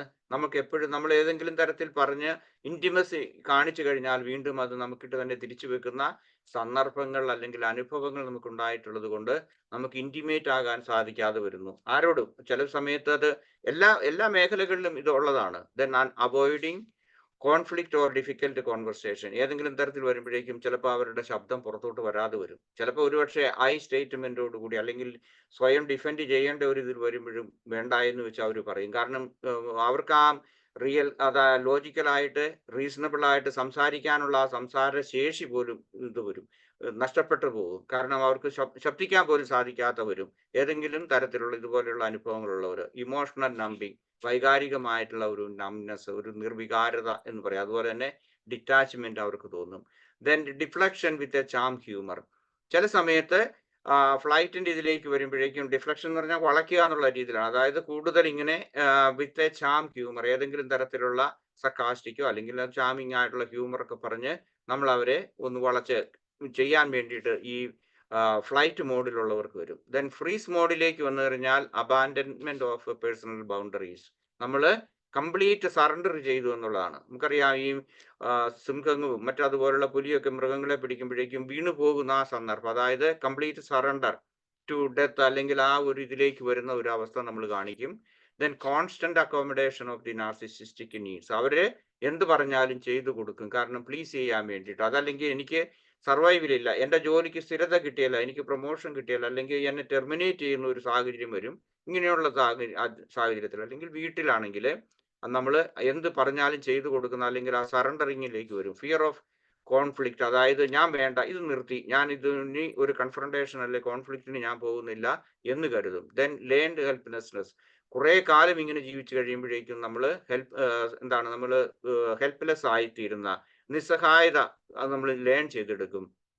സൈലൻസിങ് വൺസ് ഓൺ വോയിസ്, ഒന്നും പറയുന്നില്ല, എനിക്ക് എന്ത് പറയണം, എൻ്റെ അഭിപ്രായങ്ങൾ, എൻ്റെ ബൗണ്ടറി, ഈ കാര്യങ്ങളെല്ലാം തന്നെ അത് പറയാതിരിക്കും. കോൺസ്റ്റന്റ് അപ്പോളജൈസിങ്, സോറി, അവർക്ക് ഇത് കേൾക്കാൻ സുഖമാണ്. നാർസിസിസ്റ്റിന് തീർച്ചയായിട്ടും മറ്റുള്ളവരെ കൊണ്ട് കുറ്റപ്പെടുത്തി അവരെ കൊണ്ട് ഗ്യാസ് ലൈറ്റിംഗ് ഇതുപോലെയുള്ള ബ്ലെയിം ചെയ്തിട്ട് കേൾക്കാൻ അപ്പൊ നമ്മൾ റെഡിയാകും. എന്താണ്? Constant apologising, lack of self assertion, self assertive ആയിട്ട് പറയാനുള്ള ആ ഒരു ഇത് പോകും. ക്രോണിക് ആങ്സൈറ്റി ആൻഡ് ഹൈപ്പർ വിജിലൻസിലേക്കും നമ്മൾ ഈ ഫ്രീസ് മോഡിൽ വന്നു കഴിഞ്ഞാൽ പോകും. ഇനി മൈൻഡ്ഫുൾ വേ ഓഫ് ഡിസാമിങ്, എങ്ങനെയാണ് നമുക്ക് മൈൻഡ്ഫുൾ ആയിട്ട് നമുക്ക് ഡിസാം ചെയ്യുന്നതിന്റെ ചില ഹിൻസ് ഞാൻ പറയാം. അതായത് എംബ്രേസ് എ റൊട്ടീൻ മൈൻഡ്ഫുള്ളി. നമ്മൾക്ക് ചെയ്യാനുള്ള കാര്യങ്ങൾ, നമ്മളുടെ ജോലികളാകാം, അല്ലെങ്കിൽ നമുക്ക് ചെയ്യേണ്ട കാര്യങ്ങളുണ്ടാകും, ജോലിയുള്ളവരാകും അല്ലെങ്കിൽ വീട്ടിലുള്ളവരാകാം. വീട്ടിൽ ആ കാര്യങ്ങൾ ചെയ്യുന്ന അതിന് വേണ്ടിയിട്ടുള്ള ആ റൊട്ടീൻ ആയിട്ടുള്ള കാര്യങ്ങൾ മൈൻഡ്ഫുൾ ആയിട്ട് നമ്മൾ ചെയ്യാൻ വേണ്ടിയിട്ട് നമ്മൾ കൂടുതൽ ശ്രദ്ധ, കൂടുതൽ എനർജി നമ്മൾ സമ്പാദിക്കുക. നമ്മളെല്ലാം വേണ്ട എന്ന് വെക്കുകയോ അല്ലെങ്കിൽ മാറ്റി വെക്കുകയോ ചെയ്യാതെ നമ്മൾ മൈൻഡ്ഫുൾ ആയിട്ട് ചെയ്യാൻ പോകുക. Focus on how you feel your body. ഇതുപോലെയുള്ള സന്ദർഭങ്ങളിൽ ഇവരിങ്ങനെ നമ്മളെ ചവിട്ടി മെതിക്കുക എന്ന് വേണേൽ പറയാം. ഇങ്ങനെയുള്ള ആ സന്ദർഭങ്ങളിൽ നമുക്ക് എന്തൊക്കെയാണ് നമുക്ക് അനുഭവപ്പെടുന്നത്, നമ്മളുടെ ശരീരത്തിൽ നമുക്ക് ഏതെല്ലാം തരത്തിലുള്ള എന്താണ് ശാരീരികമായിട്ടുള്ള പ്രശ്നങ്ങൾ ഉണ്ടാകുന്നുണ്ടോ, പ്രത്യേകിച്ച് അസുഖങ്ങൾ ഉണ്ടാകുന്നുണ്ടോ, ഏതെങ്കിലും മൈഗ്രെയിൻ ആയിട്ടാണോ, തലവേദനയാണോ, അല്ലെങ്കിൽ മറ്റ് ഏതെല്ലാം തരത്തിലാണ്, അല്ലെങ്കിൽ സ്റ്റൊമക് അപ്സെറ്റ് ആണോ, ഗട്ട് എന്താണ് ഡിസോർഡർ ആണോ, ചിലപ്പം കൂടുതലായിട്ടുള്ള ചെസ്റ്റ് പെയിൻ ആണോ, അല്ലെങ്കിൽ കാർഡിയോ വാസ്കുലർ ആയിട്ടുള്ള ഏതെങ്കിലും സിംറ്റംസ് കാണിക്കുന്നുണ്ടോ, ഇതേക്കുറിച്ച് നമ്മൾ മൈൻഡ്ഫുൾ ആയിട്ട് അറിയുക. കാരണം we can observe it. Choose the right time of the day your challenging. അതായത് നമുക്ക് ഏതെങ്കിലും തരത്തിലുള്ള ചലഞ്ചിങ് ജോബ്സ് ഉണ്ടാകും. ജോലി സ്ഥലത്താണെങ്കിൽ കൂടുതൽ ശ്രദ്ധ കേന്ദ്രീകരിച്ച് ചെയ്യേണ്ട ആ ജോലികളെ നമ്മൾ കൂടുതലായിട്ട്, അത് എപ്പോഴാണ് നമുക്ക് ചില ആളുകൾക്ക് കൂടുതൽ ഊർജം കിട്ടുന്നത് രാവിലെ അല്ലെങ്കിൽ മോർണിംഗ് അല്ലെങ്കിൽ ആഫ്റ്റർനൂണിന് മുമ്പായിരിക്കും, അല്ലെങ്കിൽ ആഫ്റ്റർനൂണിന് ശേഷമായിരിക്കും. ഇങ്ങനെയുള്ള കാര്യങ്ങളിൽ ആ കൂടുതൽ ചലഞ്ചിങ് ആയിട്ടുള്ളത്, ജോലിയാകട്ടെ വീട്ടിലുള്ള കാര്യങ്ങളാകട്ടെ, എന്തും ചെയ്യുക നമ്മൾ ശ്രമിക്കുക. അതുപോലെ തന്നെ സ്റ്റോപ്പ് മൾട്ടി ടാസ്കിങ്. കൂടുതലായിട്ട് മൾട്ടി ടാസ്കിങ് ആയിട്ടുള്ള ചെയ്യാൻ ഇരിക്കുക. മൈൻഡ്ഫുൾ ആയിട്ട് ജീവിക്കുന്നവരെ സംബന്ധിച്ചിടത്തോളം വൺ അറ്റ് എ ടൈം എന്നുള്ള രീതിയിലാണ് പോകുന്നത്. അപ്പം ആ കൂടുതൽ ശ്രദ്ധയോടുകൂടി ഓരോ കാര്യങ്ങൾ ചെയ്യുക. Then you learn how to laugh, play and move. മറ്റുള്ള ആളുകളുമായിട്ടും ഇടപെടാനും അതുപോലെ തന്നെ കൂടുതൽ ചിരിക്കാനും സന്തോഷിക്കാനും അതുപോലെ തന്നെ മറ്റുള്ള കാര്യങ്ങൾക്ക് വേണ്ടിയിട്ട് സമയം കണ്ടെത്തുക. ലേണിംഗ് ന്യൂ ഹാബിറ്റ്സ്, അത് ഒളിച്ചോട്ടമല്ല. കൂടുതൽ ഞാൻ പറഞ്ഞ ഇത് ഇങ്ങനെ തലയിൽ വെച്ച് ഇങ്ങനെ കൊണ്ടു നടക്കേണ്ട കാര്യമില്ല. അതുകൊണ്ട് കൂടുതലായിട്ട് എന്തെങ്കിലും നമുക്ക് സ്വന്തമായിട്ട് ചെയ്യണമെന്ന് നമ്മൾ ആഗ്രഹിച്ചിട്ടുള്ള കാര്യം, അത് നമ്മൾ കൂടുതലായിട്ട് ഹാബിറ്റ്സ് എന്തെങ്കിലും പുതുതായിട്ട് ലേൺ ചെയ്യുക. അൺലേണിങ് അൺഡിസൈറബിൾ ഹാബിറ്റ്സ്, ഏതെങ്കിലും തരത്തിൽ നമ്മൾ ഉപേക്ഷിക്കണമെന്ന് കരുതിയിട്ടുള്ളത്, അങ്ങനെയുള്ള ഹാബിറ്റ്സ് നമ്മൾ ഉപേക്ഷിക്കാൻ വേണ്ടിയിട്ട് നമ്മൾ മൈൻഡ്ഫുൾ ആയിട്ട് പഠിക്കുക. Then get right amount of sleep. നമ്മുടെ ശരീരത്തിന് ആവശ്യമുള്ള സ്ലീപ്പ് കൂടുതലായിട്ട് ചെയ്യുക. അത് ഉറക്കം കിട്ടണമെന്നുണ്ടെങ്കിൽ നമ്മൾ മനസ്സമാധാനത്തോടുകൂടി കൂടുതൽ ആ രീതിയിൽ പോയാൽ മാത്രമേ നമുക്ക് നല്ല സുഖനിദ്ര കിട്ടുകയുള്ളൂ. അതിനുവേണ്ടി നമ്മൾ കൂടുതൽ മെഡിറ്റേറ്റ് ചെയ്യുക. എൻവിഷനിങ് യുവർ പേഴ്സണൽ പവർ, അതായത് എന്തെങ്കിലുമൊക്കെ ചെയ്യുന്നതിന് വേണ്ടിയിട്ട് നമുക്ക് നല്ല കാര്യങ്ങൾ നമുക്ക് കൂടുതൽ ഉത്തരവാദിത്വം അതുപോലെ തന്നെ പ്രതിബദ്ധതയോടുകൂടി ചെയ്യുന്നതിന് വേണ്ടിയിട്ടുള്ള, അതിന് കൂടുതൽ എന്താണ് എനർജി കിട്ടുന്നതിന് വേണ്ടിയിട്ടുള്ള, അല്ലെങ്കിൽ അതുപോലെയുള്ള കാര്യങ്ങളെ കുറിച്ച് നമുക്കൊന്ന് സ്വപ്നം കാണാൻ, അല്ലെങ്കിൽ അതുപോലെയുള്ള നല്ല കാര്യങ്ങൾ മനസ്സിൽ കരുതാൻ വേണ്ടിയിട്ട് നമുക്ക് സമയം കണ്ടെത്തുക.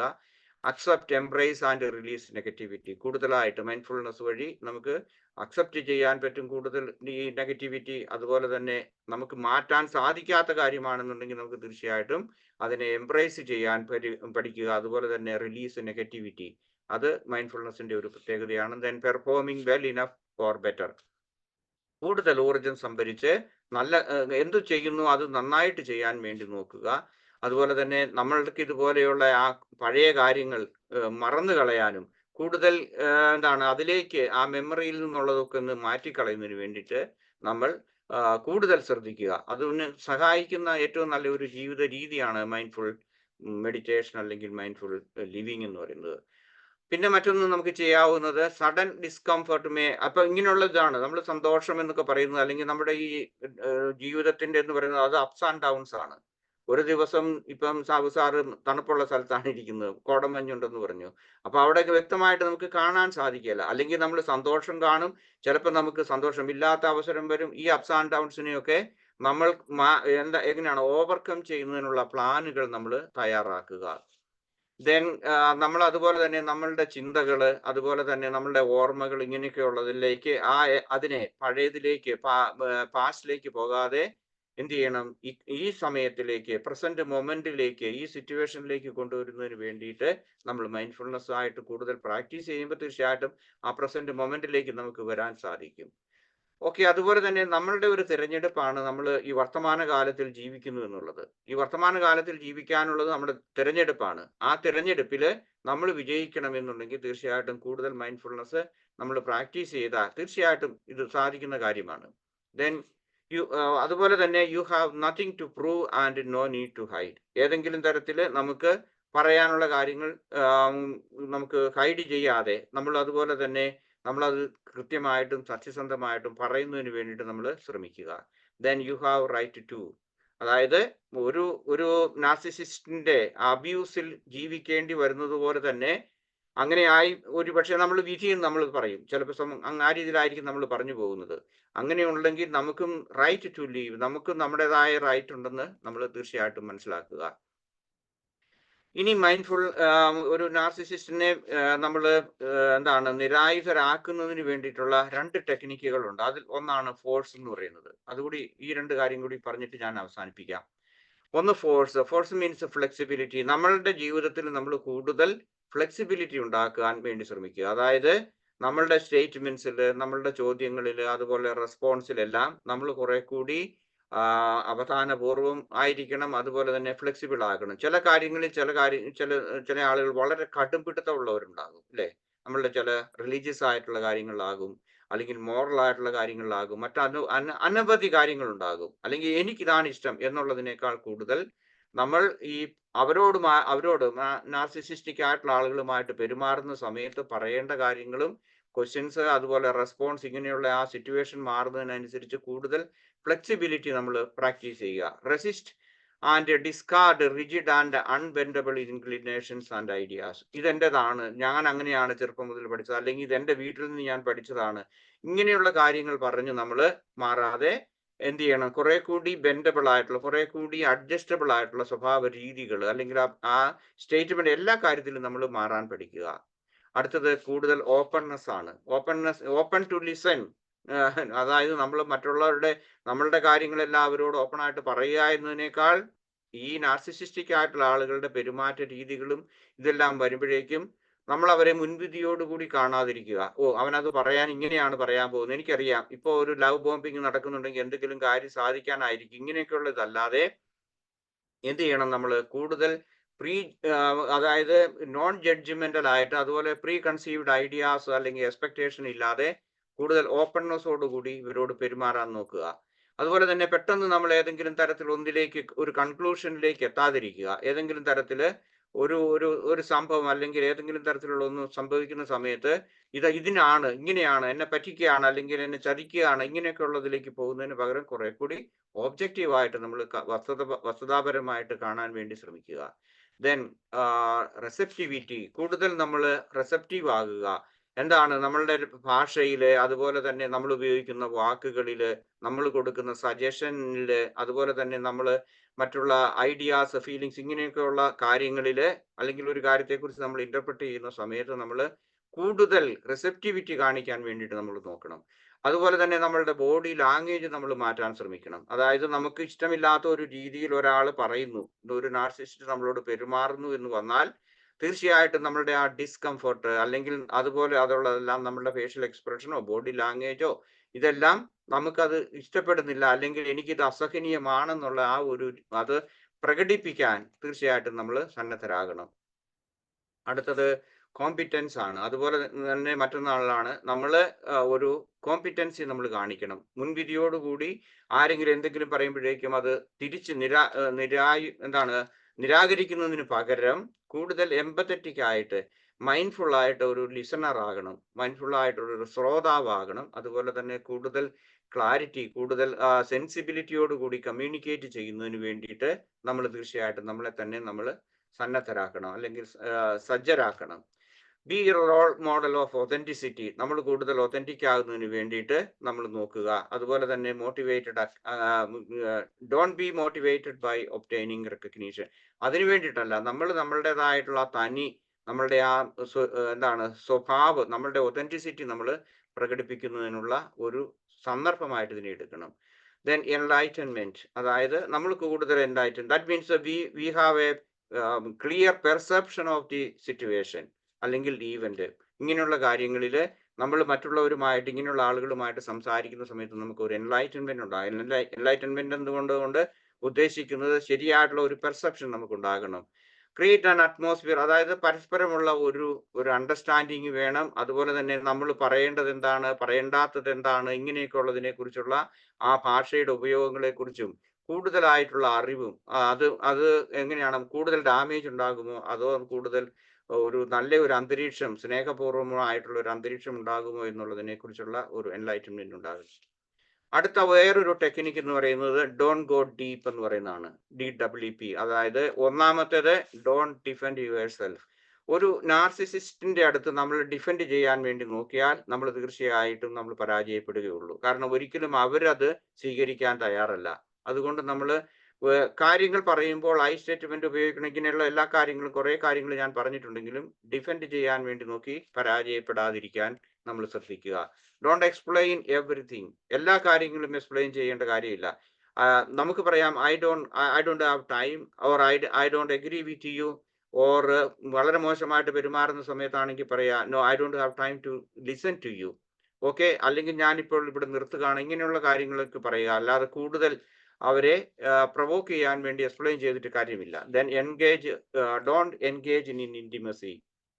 ഭാര്യയാകട്ടെ, ഭർത്താവാകട്ടെ, കൊളീഗാകട്ടെ, ബോസ് ആകട്ടെ, ഇങ്ങനെയുള്ളവരോട് കൂടുതലായിട്ട് ഇന്റിമസി ആക്കാൻ വേണ്ടി നമ്മൾ ശ്രമിച്ചിട്ട് കാര്യമില്ല. കാരണം അത് മാനിപ്പുലേഷനിലേക്ക് പോകുള്ളൂ. Don personalise. സോ മൈൻഡ്ഫുൾ ആയിട്ട് ചെയ്യുന്ന ഒരാളെ സംബന്ധിച്ചിടത്തോളം കൂടുതലായിട്ട് ഇങ്ങനെയുള്ള ഈ പെരുമാറ്റ രീതികൾ ഉണ്ടെന്ന് നമ്മൾ പറഞ്ഞു. അതായത് ഞാൻ ആദ്യം പറഞ്ഞു understand, and then we have so many resources. ആ റിസോഴ്സസ് ഉപയോഗിച്ചുകൊണ്ട് നമ്മൾ എല്ലാ കാര്യങ്ങളും പേഴ്സണലൈസ് ചെയ്യാതിരിക്കാൻ വേണ്ടി നോക്കുക. Okay, then being more mindful, address the self blame. Okay, നമ്മൾ കൂടുതൽ മൈൻഡ്ഫുൾ ആകുന്നതിന്റെ ഒന്നാണ് ഈ സെൽഫ് ബ്ലെയിമിലേക്ക് നമ്മൾ പോകാതിരിക്കുക. അവർ പറഞ്ഞതിനെ നെഞ്ചിലേറ്റാതിരിക്കുക.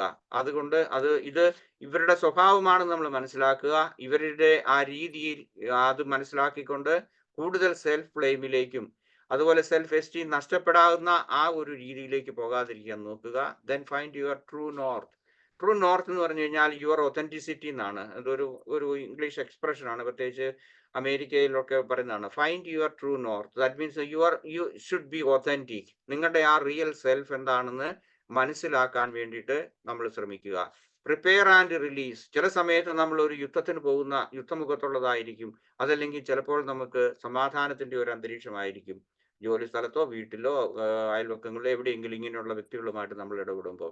അപ്പൊ അതുകൊണ്ട് പ്രിപ്പയർ, നമ്മൾ എന്താണ് വേസ്റ്റ് സെനാറിയോ അതുപോലെ തന്നെ നമ്മളുടെ നല്ല ഇതിലേക്കും പോകുക. അതുപോലെ തന്നെ കൂടുതലായിട്ട് ലെറ്റ് ഇറ്റ് ഗോ എന്നുള്ള ആ ഒരു മനോഭാവവും നമ്മൾ നിലനിർത്താൻ വേണ്ടി ശ്രമിക്കുക. നെവർ കോൾ ദം, അതായത് അവരെ narcissist, U are a narcissist എന്ന് അവരുടെ മുഖത്ത് നോക്കി പറയാതിരിക്കണം എന്നാണ് പറയുന്നത്. കാരണം അതും അവരൊരിക്കലും അവർക്ക് എന്താണ് സഹിക്കാൻ മേലാത്ത ഒരു ഒഫൻസ് ആണ് അവരെ സംബന്ധിച്ചിടത്തോളം. അവരത് വളരെ അത് സേവ് ചെയ്തു വെക്കും, നമുക്കിട്ട് പിന്നെയും തിരിച്ചു വെക്കാൻ വേണ്ടിയിട്ട്. അതുകൊണ്ട് don't call anybody you are a narcissist എന്നുള്ള ആ ഒരു സ്റ്റേറ്റ്മെന്റ് നമ്മൾ പറയാതിരിക്കുക. If necessary get support and therapy. Okay, therapy ആണെങ്കിൽ ഇപ്പോൾ നമുക്ക് ആവശ്യമുണ്ടെങ്കിൽ അത് ചെയ്യുക. എന്തുമാത്രം ഓരോരുത്തർ എന്തുമാത്രം വേദനിച്ചു, എന്തുമാത്രം വിക്ടിമൈസ് ചെയ്യപ്പെട്ടു എന്നുള്ളതൊക്കെ ഈ ഒരു ആശയത്തിൽ നിന്ന് നമുക്ക് മനസ്സിലാക്കാൻ പറ്റും. അതുപോലെ തന്നെ കൂടുതൽ ഫ്രണ്ട്ഷിപ്പ് ഉണ്ടാക്കുക മറ്റുള്ളവരുമായിട്ട്. ഇതുപോലെ നാർസിസിസ്റ്റിക് അബ്യൂസ് ഉണ്ടായിട്ടുള്ള വ്യക്തികളുമായിട്ട് സൗഹൃദം പുലർത്തുക. അവരുമായിട്ടുള്ള ഇവരുടേതായിട്ടുള്ള അനുഭവങ്ങൾ നമ്മൾ കൂടുതൽ പങ്കുവെച്ച് നമുക്ക് സപ്പോർട്ട് കിട്ടാൻ വേണ്ടിയിട്ട്, അല്ലെങ്കിൽ അവരുമായിട്ട് നമ്മൾ കൂടുതലായിട്ട് ചെയ്യുക. സോൾ ഡിസ്റ്റൻസിങ് എന്ന് പറയുന്നത് അവസാനത്തേതാണ്. അതായത് സോൾ ഡിസ്റ്റൻസിങ് എന്ന് പറഞ്ഞു കഴിഞ്ഞാൽ നമ്മുടെ ഉള്ളിലേക്ക് അമ്പുകളേക്കാതിരിക്കുക. നമ്മളുടെ ഉള്ളിന്റെ ഉള്ളിൽ നമ്മൾ കരുതുന്ന ഒരു സാങ്ക്റ്റും സാങ്ക്ടോറിയോ എന്നൊക്കെ പറയുന്ന അതുപോലെ തന്നെ ആ ഒരു സോൾ ഡിസ്റ്റൻസിങ്, നമ്മളുടെ ഉള്ളിലേക്ക് ഇത് ഇങ്ങനെ ഒന്ന് ഒത്തിരി തറച്ച് നമ്മൾ മുറിവേറ്റ് ഒരു ശരശയ്യയിൽ കിടക്കാൻ ആകാത്ത രീതിയിലുള്ള ആ ഒരു രീതി നമ്മൾ തീർച്ചയായിട്ടും നമ്മളിൽ തന്നെ ഡെവലപ്പ് ചെയ്യുക. ഒരു ഡിഫൻസ് സിസ്റ്റം നമുക്കുണ്ടാകുക. അതെന്താണ്? നമ്മളുടെ ഉള്ളിലെ നമ്മളുടെ ആത്മാർത്ഥത, അല്ലെങ്കിൽ നമ്മളുടെ മനസ്സമാധാനം, സന്തോഷം, അല്ലെങ്കിൽ ഇന്നറായിട്ടുള്ള ജോയ്, അല്ലെങ്കിൽ ആന്തരിക മൗനം, ഇതൊക്കെ നഷ്ടപ്പെടാതിരിക്കാൻ വേണ്ടി നമ്മൾ ശ്രമിക്കുക. അതിന് നമുക്ക് കിട്ടുന്ന അതിന് പ്രാക്ടീസ് ചെയ്യുന്നതിനുള്ള അവസരമാണ് മൈൻഡ്ഫുൾനെസ് എന്ന് പറയുന്നത്. Okay, thank U.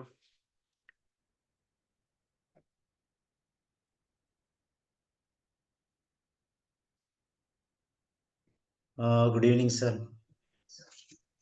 വളരെ മനോഹരമായി പുതിയ ചില കാര്യങ്ങൾ സാറ് നാർസിസ്റ്റിക് എന്ന് പറയുന്ന ഡെവലപ്മെന്റിലേക്ക് കൊണ്ടുവന്നിട്ടുണ്ട്. പ്രത്യേകിച്ച് ഫോഴ്സ് എന്ന് പറയുന്ന ആ ഒരു അക്രോണിം വളരെ കൃത്യമായിട്ട് സാർ ഉപയോഗിച്ചു. അത് ഡോൺ ഗോ ഡീപ്പ് എന്നുള്ളതിന്റെ അബ്രിവേഷൻ വളരെ കൃത്യമായി, വളരെ മോർ മൈൻഡ്ഫുള്ളായി എങ്ങനെ നിലനിൽക്കാം. So thank you very much. ഇതിനെക്കുറിച്ച് എന്തെങ്കിലുമൊക്കെ ആഡ് ചെയ്യാനുണ്ടെങ്കിൽ തീർച്ചയായിട്ടും ആഡ് ചെയ്യാം. Meenakshi ma'am, you can start. Antony ji, good evening. ഇന്നത്തെ ക്ലാസ്സിൽ എനിക്ക് ഏറ്റവും അതിൽ ഇഷ്ടപ്പെട്ടത് ഫൈറ്റ്, ഫ്ലൈറ്റ്, ഫ്രീസ്, അതാണ്.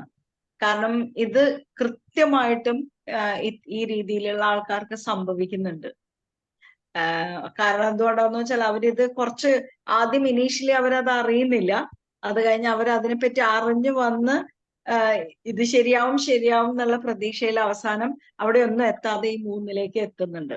അതല്ല, ആ ഫ്രീസിൽ പറയുന്നത് പോലെ തന്നെ അവസാനം എനിക്കിനി ഒന്നും ചെയ്യാൻ പറ്റില്ല, ഇത് ഞാൻ ആജീവനാന്തം സഹിച്ചേ പറ്റൂ എന്ന ഹെൽപ്ലെസ്നെസ്സിലേക്കും എത്താറുണ്ട്. അപ്പോ വളരെ കറക്റ്റ് ആയിട്ടാണ് ഇന്ന് പറഞ്ഞിട്ടുള്ള എല്ലാ കാര്യങ്ങളും വളരെ വളരെ ഇതായിട്ടുള്ളതാണ്, ഇമ്പോർട്ടന്റ് ആയിട്ടുള്ളതാണ്. അത് നമ്മൾ എത്രമാത്രം ഇത്തരം ആൾക്കാരുടെ കൂടെയുള്ളവരെ നമ്മൾ മനസ്സിലാക്കിക്കുന്നോ അറിയിക്കുന്നോ അത്രയും അത് ഗുണം ചെയ്യുന്ന എനിക്ക് തോന്നുന്നു. Antony G, thank you so much.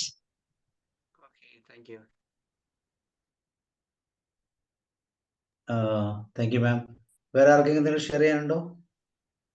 മെഡിറ്റേഷന് മുമ്പ് ഫലത്തില് നമ്മളെ നാർസിസ്റ്റിക്കുകളെ ബിഹേവിയർ ഉള്ളവരെ സപ്പോർട്ട് ചെയ്യും അല്ലേ? അതിനകത്തുനിന്ന് നമ്മള് രക്ഷപ്പെടുന്നതോടൊപ്പം തന്നെ അവരെ പ്രൊവോക്കേറ്റീവ് അല്ലാതെ അവരുടെ ആ പരിപാടി നടത്താനുള്ള ഒരു അന്തരീക്ഷം ഉണ്ടാക്കി കൊടുക്കും ഫലത്തില്.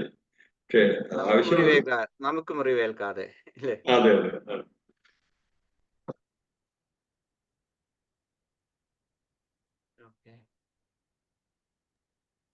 വേറെ ആർക്കെങ്കിലും? പറയുന്നത് ഇങ്ങനൊരു ക്ലാസ് കേൾക്കുമ്പോൾ നമുക്ക് എവിടേക്കൊക്കെ ശ്രദ്ധ പോണ്ടത്, കൂടുതൽ ജീവിതത്തിലൊരു ഇതാൻ വേണ്ടി ചെയ്യാൻ പറ്റുന്നത് എന്താണെന്നൊക്കെ മനസ്സിലാവുന്നത്. വളരെ നല്ല ക്ലാസ് ആയിരുന്നു കേട്ടോ. ഞാൻ മകളോട് ഇതൊക്കെ പറഞ്ഞു കൊടുത്തു, ഇങ്ങനെയൊക്കെയാണ് വേണ്ടത് ജീവിതത്തിൽ മുന്നോട്ട് പോവാൻ. ഞങ്ങളിപ്പോ സ്റ്റക്കായി നിൽക്കാനേ, ഹസ്ബൻഡിന്റെ ഡെഡൊക്കെ കൂടി. അപ്പൊ അതിനൊക്കെ മാറ്റമായി, പുനർജീവനം പോലെയാ ഓരോരോ ക്ലാസ്സുകള്. ആയിക്കോട്ടെ, താങ്ക്സ്. വേറെ ആർക്കെങ്കിലും? ഓക്കെ, അല്ലെങ്കിൽ നമുക്ക് മെഡിറ്റേഷനിലേക്ക് പോകാം. നമ്മളെ ചുറ്റും ആന്റണി സാറെ ഒത്തിരി ഇത്തരം പേഴ്സണാലിറ്റി പ്രശ്നമുള്ള ആളുകളൊക്കെ കാണാറുണ്ട്. നമുക്കറിയാം, അവർക്ക് വിചാരിച്ച അംഗീകാരം അവർക്ക് കിട്ടില്ലെങ്കിൽ ആകെ മറ്റുള്ളവരെയും കൂടിയിട്ട് ഫ്രസ്ട്രേറ്റഡ് ആക്കി കളയവര്, ഒന്നും വിട്ടുകൊടുക്കൂല. പിന്നെ അവര് പറഞ്ഞ വാക്കുകൾ ഞാൻ എന്റേത് വല്ലാത്തൊരു പൊസീവ്നെസ് എനിക്ക് ഫീൽ ചെയ്തിട്ടുള്ള ഇങ്ങനത്തെ. മറ്റുള്ളവരുടെ സൗകര്യം സുഖം തീരെ അവർക്ക് എൻജോയ്മെന്റ് ഇല്ല. അമിതമായ ഒരു സെൽഫിഷ്നെസ് എല്ലാത്തിലും. അത് മറ്റുള്ളവർ അവർ സന്തോഷം പറഞ്ഞത് സന്തോഷത്തോടെ കേൾക്കില്ല. ഒരു സഹനത്തിന്റെ രീതിയിൽ അവരെ സന്തോഷം നമുക്ക് സന്തോഷമാണ്. പക്ഷെ ഇവർക്കത് ഒരു അൺസൈക്കബിൾ പോലെയാണ്. എനിക്ക് പരിചയമുള്ളവരെ എനിക്ക് ഫീൽ ചെയ്തിട്ടുള്ളത്. പക്ഷെ നമ്മളത് വളരെ തന്മയത്വത്തോടെ സന്തോഷമായിട്ട് കേട്ടിട്ട് നമുക്ക് ഒരു അണ്ടർസ്റ്റുഡ് ആണ് അവരിങ്ങനെ, അവർക്ക് പക്ഷെ വേറെ കുറെ ഗുണമുണ്ടല്ലോ എന്നുള്ളത്. സാറ് പറഞ്ഞ മൈൻഡ്ഫുൾനെസ് നമ്മൾ ഉള്ളിൽ കീപ്പ് ചെയ്യുന്നോണ്ട് മാത്രമല്ല, ഇവരെവിടെ ചെന്നാലും അടി ചോദിച്ചുണ്ടാക്കും. എന്നിട്ട് പിന്നെ ചുറ്റുള്ളവരെ മൊത്തം ബ്ലെയിം ചെയ്യും. അവനാനാണ് കറക്റ്റ് എന്നുള്ളടത്ത് വാദിച്ച് നിൽക്കുകയും ചെയ്യും. കാരണം പോയിന്റ് കണ്ടെത്തി അവിടെ സമർത്ഥിക്കും. പിന്നെ എല്ലാത്തിനേക്കാളും പ്രാധാന്യം സ്വന്തം കാര്യം. അപ്പൊ ഇത് സാറിന്റെ ക്ലാസ് കേട്ടപ്പോ എനിക്ക് അത് ശരിയാണെന്ന് തോന്നി. Thank you sir. Thank you sir. Okay, thank you. Joshi sir എന്തെങ്കിലും പറയുന്നോ? ഇല്ല. ഓക്കെ, മെഡിറ്റേഷന് ശേഷമാകാണ്. ഓക്കെ, അനിൽ സാർ നമുക്ക് മെഡിറ്റേഷൻ. ഓക്കെ.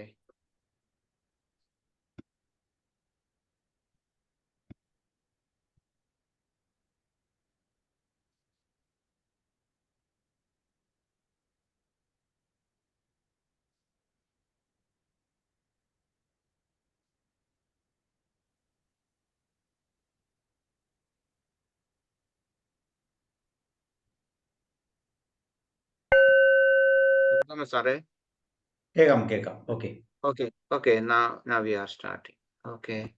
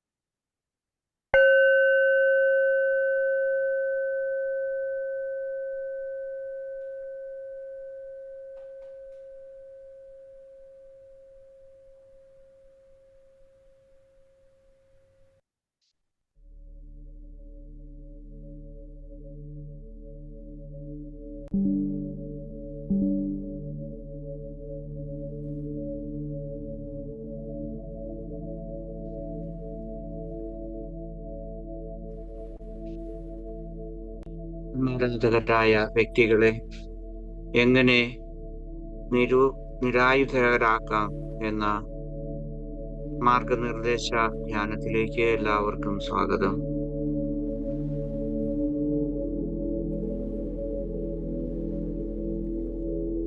ധ്യാനം എപ്പോഴും നമുക്ക് ശാരീരികവും മാനസികവുമായ വിശ്രമവും കൂടുതൽ ഊർജവും പകരുന്നതാണ്. അതിനായിട്ട് നമ്മൾ ശരിയായിട്ട് ഒരുങ്ങേണ്ടതുണ്ട്.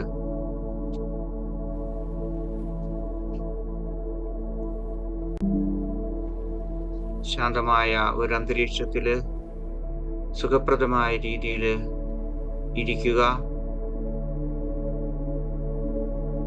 നിങ്ങളുടെ വസ്ത്രത്തിലോ മറ്റേതെങ്കിലും തരത്തിലുള്ള ആ മാറ്റങ്ങൾ വരുത്താൻ ഈ 20 മിനിറ്റും ശാന്തമായി ഇളകാതെ അല്ലെങ്കിൽ ശരീരത്തെ അങ്ങോട്ടോ ഇങ്ങോട്ടോ മാറ്റാതെ ഇരിക്കുന്നതിന് വേണ്ടിയിട്ടുള്ള എല്ലാ തയ്യാറെടുപ്പുകളും ഇപ്പോൾ ചെയ്യുക.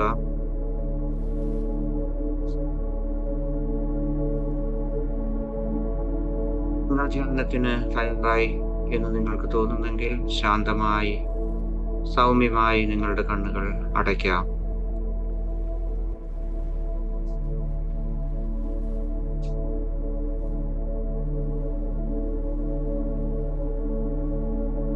മൈൻഡ്ഫുൾ ധ്യാനം എന്ന് പറയുന്നത്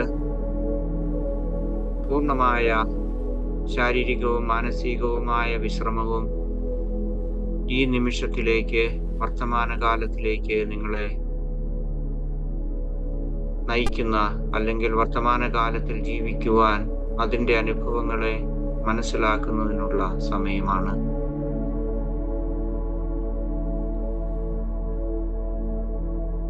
ഭൂതകാലത്തെ അനുഭവങ്ങൾ അല്ലെങ്കിൽ ഭാവിയെക്കുറിച്ചുള്ള ആശങ്കകൾ ഒഴിവാക്കുന്നതിന് വേണ്ടി വർത്തമാനകാലത്തിൽ പൂർണ്ണമായും സന്നിഹിതരായിരിക്കുന്നതിന് വേണ്ടി നമുക്ക് നമ്മളുടെ ശ്വാസോച്ഛ്വാസത്തെ നിരീക്ഷിക്കാം.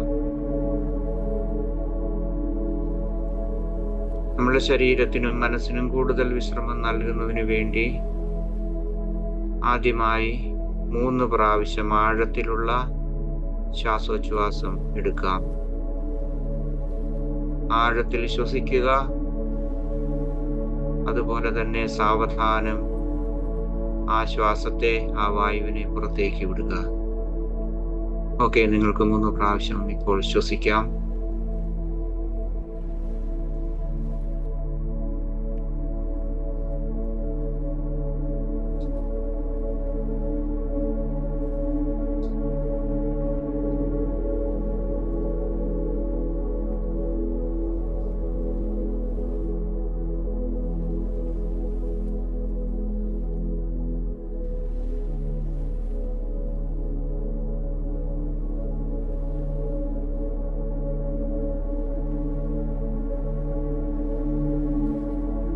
സമാനകാലം നമുക്ക് നൽകുന്ന സമാധാനവും ശാന്തിയും നിലനിർത്തുന്നതിന് വേണ്ടി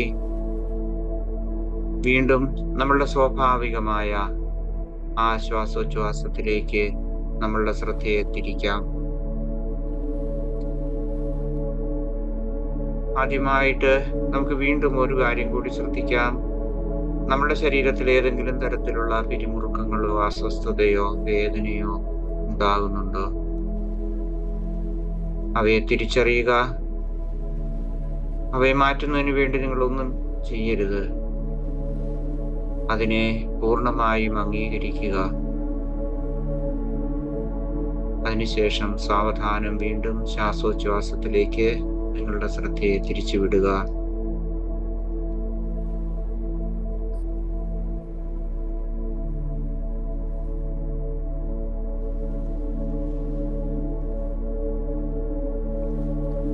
സ്വയം അനുകമ്പയോടെ നിങ്ങളുടെ മനസ്സിനെ നിരീക്ഷിക്കലാണ് അടുത്തതായി നമ്മൾ ചെയ്യുന്നത്. ഒരുപക്ഷെ നിങ്ങളിൽ ആരുടെയെങ്കിലുമൊക്കെ മനസ്സിൽ നിങ്ങളുടെ മനോവ്യാപാരങ്ങളെ നിരീക്ഷിക്കുമ്പോൾ വേദന നിറഞ്ഞ അനുഭവങ്ങൾ, സന്ദർഭങ്ങൾ, സാഹചര്യങ്ങൾ നിങ്ങളുടെ മനസ്സിലേക്ക് കടന്നു വരാം. ആ വ്യക്തികളോ സംഭവങ്ങളോ സാഹചര്യങ്ങളോ ഒരുപക്ഷെ നിഷേധാത്മകമായ വികാരങ്ങളും നമ്മളുടെ മനസ്സിൽ സൃഷ്ടിക്കാം. ചിലപ്പോൾ അത് കോപമായിരിക്കും, അതല്ലെങ്കിൽ അസൂയയായിരിക്കും, അല്ലെങ്കിൽ വിദ്വേഷമായിരിക്കും, പ്രതികാരമായിരിക്കാം. അതിനെ നിരീക്ഷിക്കുക. അതിനെ നിഷേധിക്കരുത്. ഒരു വികാരത്തെയും നിങ്ങൾ നിഷേധിക്കരുത്. കടന്നു വരാൻ അനുവദിക്കുക.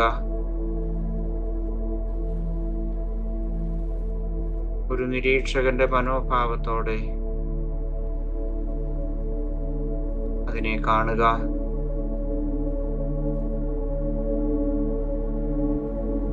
നിരീക്ഷിക്കുക മാത്രം ചെയ്യുക.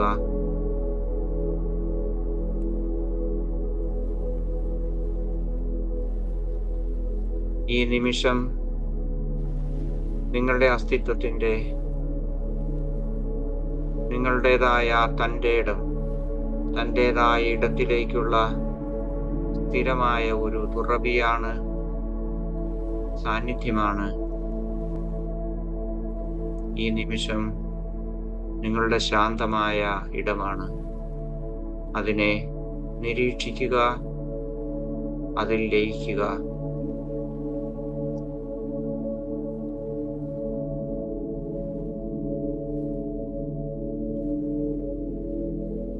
നിങ്ങളുടെ മനസ്സിൽ ഇപ്പോൾ നിൽക്കുന്ന വ്യക്തികൾ,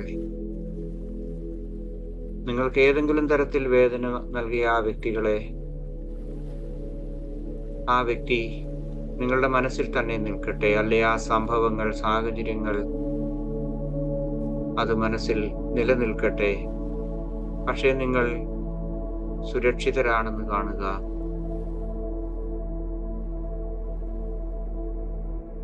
നിങ്ങൾ അവരോട് ഒരു വിധത്തിലും വൈകാരികമായി പ്രതികരിക്കാതിരിക്കുക.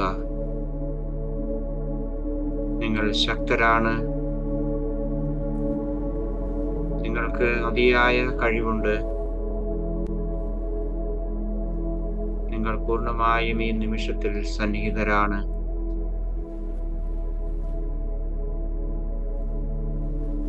അവരും ഒരുപക്ഷെ ഏതെങ്കിലും തരത്തിൽ മുറിവേറ്റവരാണ്.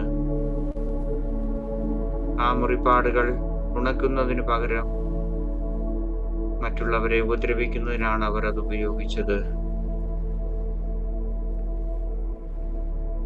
ആ യാഥാർത്ഥ്യത്തെ അംഗീകരിക്കുക.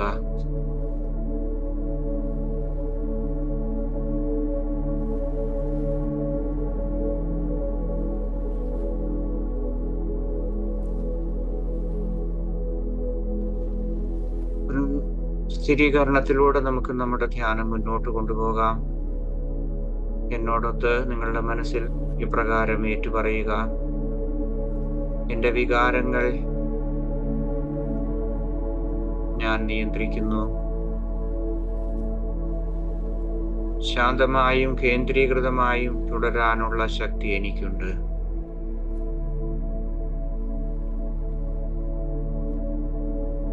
എൻ്റെ വികാരങ്ങൾ ഞാൻ നിയന്ത്രിക്കുന്നു. ശാന്തമായും കേന്ദ്രീകൃതമായും തുടരാനുള്ള ശക്തി എനിക്കുണ്ട്.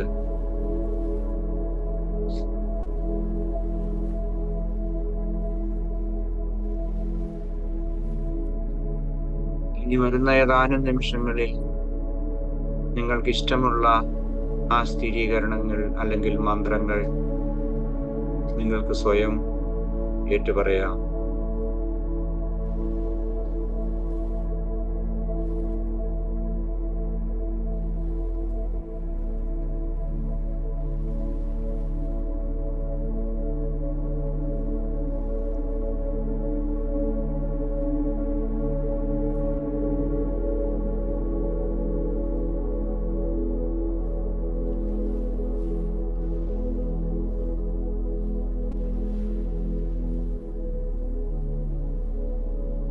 നിങ്ങളുടെ ശ്വാസോച്ഛ്വാസ നിരീക്ഷണത്തിൽ തന്നെ തുടരുക.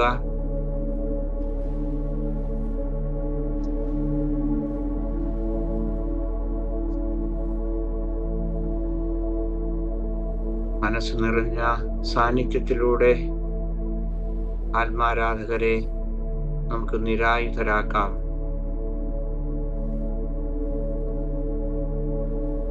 നിങ്ങളുടെ മനസ്സ് ശാന്തമാക്കുക, അല്ലെങ്കിൽ ശാന്തമാണിപ്പോൾ.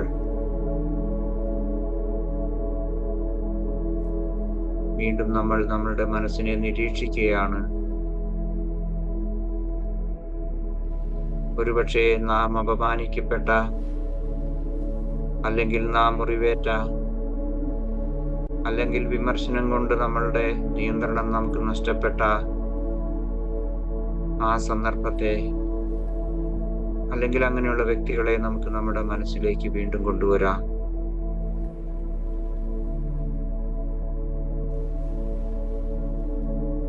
അവരെ നിരീക്ഷിക്കുക. യാതൊരുവിധ വൈകാരികമായ ഇടപെടലുകളില്ലാതെ നിങ്ങൾ അവരെ ദൂരെ നിന്ന് കാണുന്നത് പോലെ ആ ഒരു സാഹചര്യം നിരീക്ഷിക്കുക.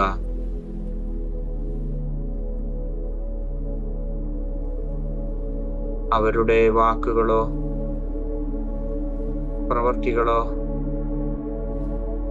കാണുക.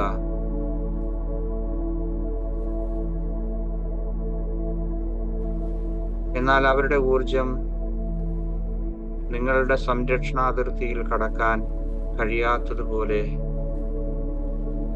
അകറ്റി നിർത്തുക, അല്ലെങ്കിൽ അകലം പാലിക്കുക.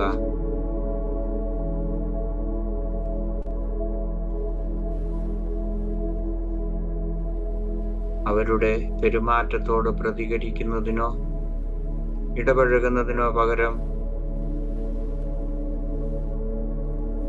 നിങ്ങൾ ഉയരത്തിലും ശാന്തമായും നിശബ്ദമായും നിൽക്കുന്നതായി സങ്കല്പിക്കുക.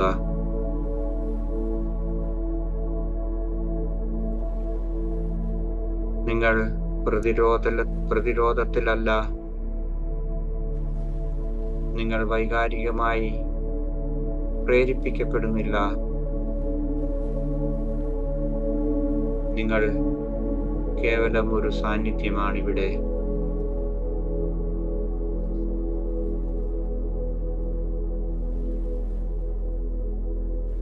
ഈ സാന്നിധ്യം നിങ്ങൾ അനുഭവിക്കുക. നിങ്ങളുടെ ശ്വാസോച്ഛ്വാസത്തിൽ കേന്ദ്രീകരിച്ചുകൊണ്ട് അല്പസമയം നമുക്ക് ധ്യാനത്തെ മുന്നോട്ട് കൊണ്ടുപോകാം.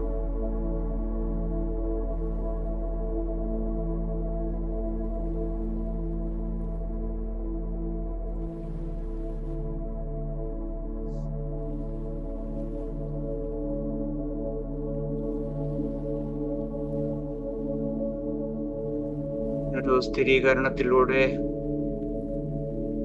നാം നേരിടേണ്ടി വന്ന ആ വ്യക്തികളെയോ സാഹചര്യങ്ങളെയോ നമുക്ക് കൂടുതൽ നിർവീര്യമാക്കാം, അല്ലെങ്കിൽ നിരായുധമാക്കാം.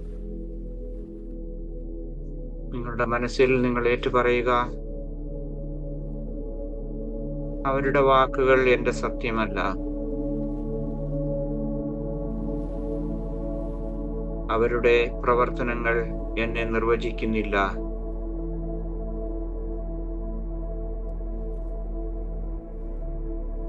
ഞാൻ എൻ്റെ ശക്തിയിൽ നിലകൊള്ളുന്നു.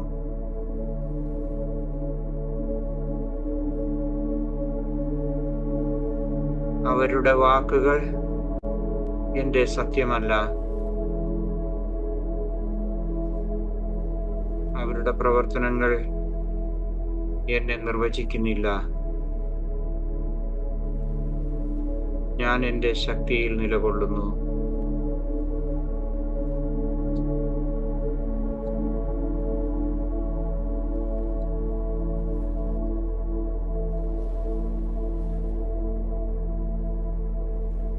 നിങ്ങൾ ഒരു നിരീക്ഷകനാണ്, അല്ലെങ്കിൽ നിരീക്ഷകയാണ്. കഴിഞ്ഞ കാലാനുഭവങ്ങളെ നിങ്ങൾ നിരീക്ഷിക്കുക മാത്രം ചെയ്യുന്നു. ആകാശത്തുകൂടി കടന്നു പോകുന്ന മേഘങ്ങൾ പോലെ ചിന്തകളും അനുഭവങ്ങളും നിങ്ങളുടെ മനസ്സിലൂടെ കടന്നു പോകാൻ, വൈകാരികമായി പ്രതികരിക്കാതെ എല്ലാം കാണുവാൻ, നിരീക്ഷിക്കാൻ അനുവദിക്കുക.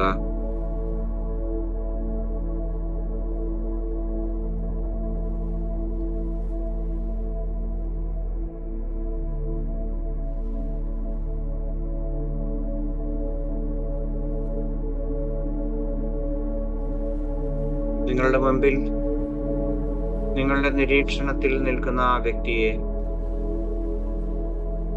അവർക്ക് നേരെ ശാന്തവും നിഷ്പക്ഷവുമായ ഊർജത്തിന്റെ ഒരു തരംഗത്തെ അയക്കുക. അംഗീകാരമല്ല, കോപമല്ല, വേദനയല്ല, മുറിവുകളുടെ ആ കാഠിന്യമല്ല, നിഷ്പക്ഷത മാത്രം.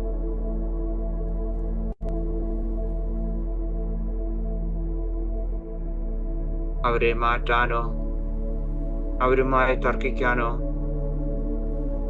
അവരുടെ നിയന്ത്രണത്തിന്റെ ആവശ്യകതയെ പരിപോഷിപ്പിക്കുവാനോ നിങ്ങൾ ഈ സമയം ഇവിടെ സന്നിഹിതരായിട്ടില്ല. നിങ്ങളുടെ അനുകമ്പ, നിങ്ങളുടെ കാരുണ്യം അവർ അർഹിക്കുന്നു. ഓരോ ശ്വാസത്തിലും ആ കാരുണ്യവും അനുകമ്പയും ആഴമേറിയ രീതിയിൽ അവരിലേക്ക് വർഷിക്കുക.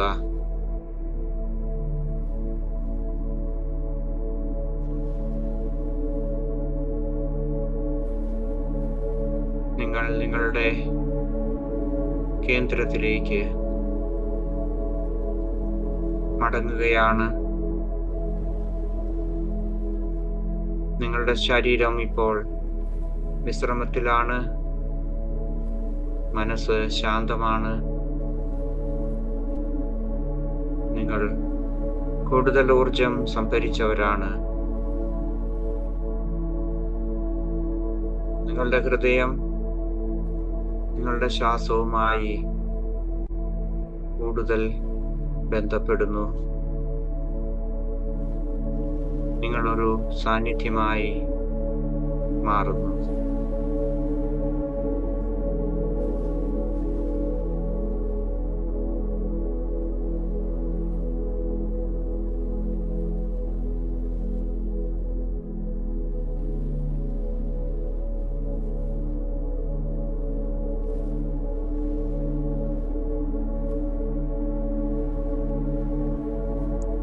ധ്യാനം വഴി നിങ്ങൾ നട്ടുവളർത്തിയ ജ്ഞാനത്തിനും ശക്തിക്കും നിങ്ങൾ സ്വയം നന്ദി പറയുക. നിങ്ങൾ സ്വയം നിങ്ങളെ തന്നെ അഭിനന്ദിക്കുക.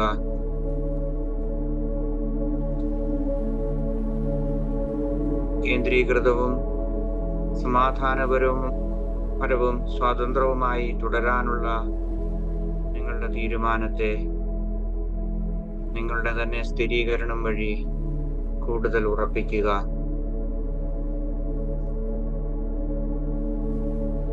സമാധാനം ശ്വസിക്കുക, അസമാധാനത്തെ നിശ്വസിക്കുക. മനസ്സിലെയും ശരീരത്തിലെയും പിരിമുറുക്കങ്ങളെ നിശ്വസിക്കുക, ശാന്തിയെ ശ്വസിക്കുക.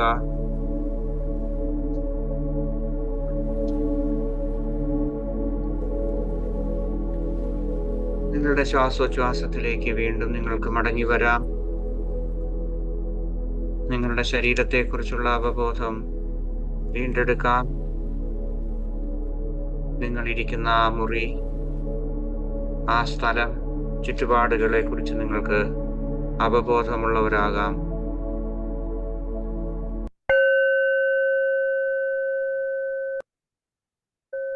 ശാന്തമായി സൗമ്യമായി നിങ്ങളുടെ കണ്ണുകളെ നിങ്ങൾക്ക് തുറക്കാം. ധ്യാനം അവസാനിച്ചു.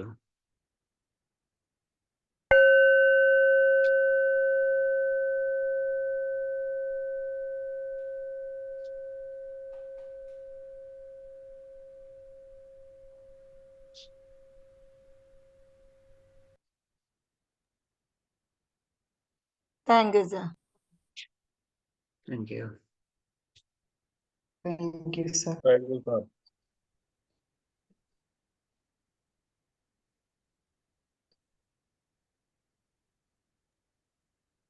ജോഷ് സാർ തുടങ്ങി. സാറേ, നല്ലത് തന്നെ. എല്ലാം മനോഹരമായിരിക്കുന്നു എന്നുള്ളതാണ് ഒറ്റ വാക്കിൽ പറയാനുള്ളത്. പിന്നെ ഒരു ചോദ്യം ഉള്ളത്, ഈ സ്വഭാവം, ഈ നാർസിസ്റ്റിക് ആയിട്ടുള്ള സ്വഭാവത്തിന് ഒരു ഹെറിഡിറ്ററി ആയിട്ട് അതുണ്ടാകാനോ തുടരാനോ സാധ്യതയുണ്ടോ? അങ്ങനെ എന്തെങ്കിലും പഠനമുണ്ടോ? ഒന്നത്. രണ്ടാമത്തെ, എനിക്കൊരു കൊച്ചു നിർദ്ദേശം, പ്രത്യേകിച്ച് ഇന്നത്തെ വിഷയം ഒക്കെ കേട്ട് കഴിഞ്ഞപ്പോഴാണ്, സാർ ഈ ക്ലാസിന്റെ ആരംഭത്തിൽ ഒരു 10 ക്വസ്റ്റ്യൻ ഇതിൽ പങ്കെടുക്കുന്ന ആളുകൾക്ക് ഒരു ക്വസ്റ്റ്യനെയർ പോലെ നമ്മൾ മനഃശാസ്ത്ര ചെക്കിങ് നടത്തുമല്ലോ. ഉദാഹരണം പറഞ്ഞാൽ ഉത്തരം, അതിന് ഓരോ ചോദ്യത്തിനുള്ള ഉത്തരം എപ്പോഴും ചിലപ്പോഴൊക്കെ തീരെയില്ല. അതിന് മാർഗം കൊടുക്കുക. ഒന്നാമത്തേനാണ് ഇത്ര മാർഗ്. ഈ രീതിയിൽ ഒരു ഉദാഹരണ ചോദ്യം പറഞ്ഞാൽ, നിങ്ങൾ നിങ്ങളുടെ പങ്കാളിയോട് വഴക്കിടാറുണ്ടോ? അതിനുള്ള ഉത്തരവാണ് ഞാൻ ഈ പറഞ്ഞ തരത്തിൽ. അപ്പൊ ഈ രീതിയിൽ ഒരു 10 ക്വസ്റ്റ്യൻ. അപ്പൊ ഇതിൽ പങ്കെടുക്കുന്ന ആളുകൾക്ക് തങ്ങളെക്കുറിച്ചും ഒരു അവയർനെസ്സോടുകൂടി ഇതിനുള്ള റെമഡിയും മറ്റു കാര്യങ്ങളും കേൾക്കാൻ നല്ലതായിരിക്കും എന്നൊരു തോന്നൽ വന്നത് ഞാൻ സൂചിപ്പിച്ചതേ ഉള്ളൂ. Okay, thank you. ഓക്കെ, സാറിന്റെ ആദ്യത്തെ ചോദ്യത്തിന് ഉത്തരം, ഹെറിഡിറ്ററി ആയിട്ട് അതിന് സാധ്യതയുണ്ട്. അതിനെക്കുറിച്ച് പഠനങ്ങളുണ്ട്. പക്ഷേ കൂടുതൽ വിശദാംശങ്ങൾ ആ കാര്യത്തെക്കുറിച്ച് ഞാൻ റിസർച്ച് നടത്തിയിട്ടില്ല.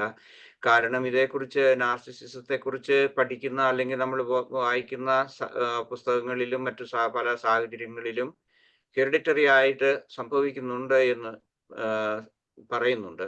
പിന്നെ എനിക്ക് അതിൻ്റെ കൂടുതൽ വിശദാംശങ്ങൾ ഇപ്പോൾ പറയാൻ എനിക്ക് സാധിക്കില്ല. കാരണം ഞാൻ ആ കാര്യത്തിൽ ഒരു റിസർച്ച് നടത്തിയിട്ടില്ല. സാറിനിപ്പോൾ ഒരു വളരെ ആഴത്തിലുള്ള അല്ലെങ്കിൽ വളരെ വ്യക്തമായ ഒരു ഉത്തരം പറയാൻ ഞാനിപ്പോൾ എനിക്ക് സാധിക്കില്ല. അത് ഞാൻ സമ്മതിക്കുന്നു. ഓക്കെ, അടുത്ത ഒരു ചോദ്യം ഉത്തരം ഉള്ളത് ചോദിക്കാനുള്ളത് സാബു സാറിനോടാണ്.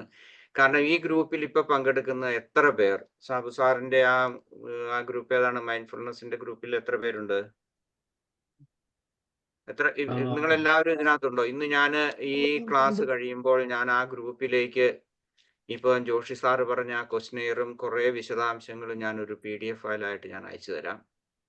എത്ര പേര് ആ ഗ്രൂപ്പിൽ ഉണ്ടെന്ന് എനിക്കറിയണം. അങ്ങനെ അല്ലെങ്കിൽ നിങ്ങൾ ആ ഗ്രൂപ്പിൽ ചേരുക. സാബു സാർ എന്ന് പറയും. എന്തോ ആ ഏത് ഗ്രൂപ്പാണ് സാറ് എന്ന് പറഞ്ഞ അതിനെ കുറിച്ച് വിശദം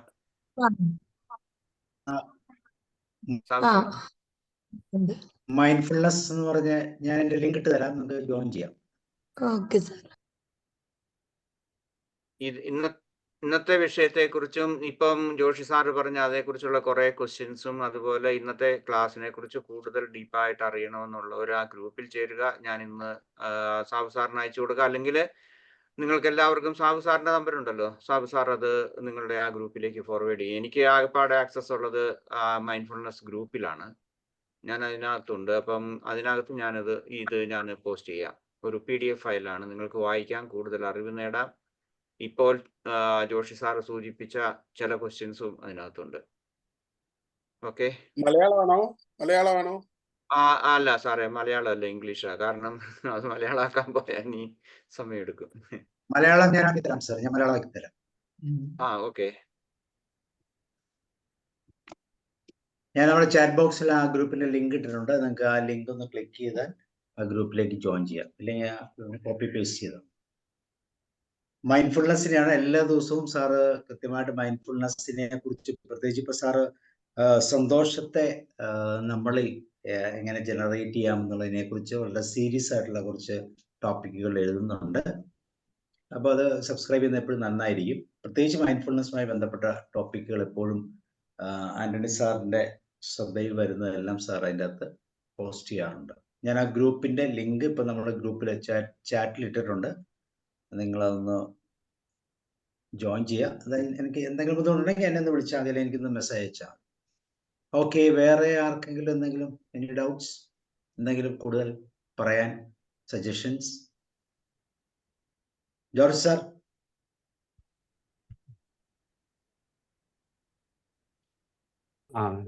സാറേ, ഗുഡ് ഈവനിങ്.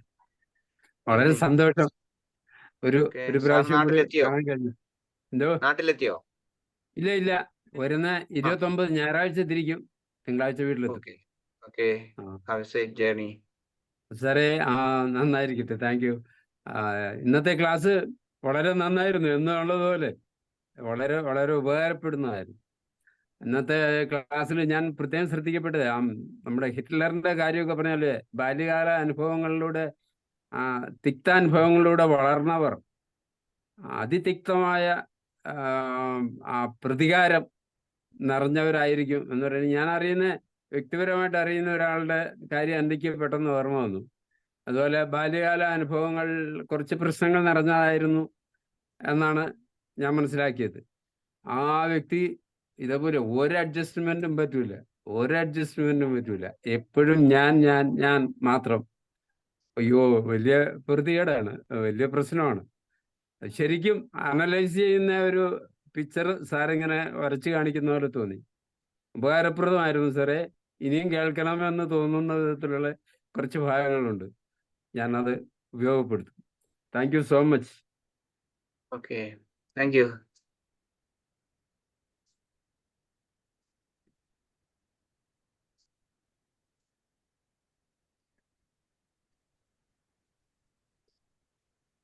സാറേ കഴിഞ്ഞോ?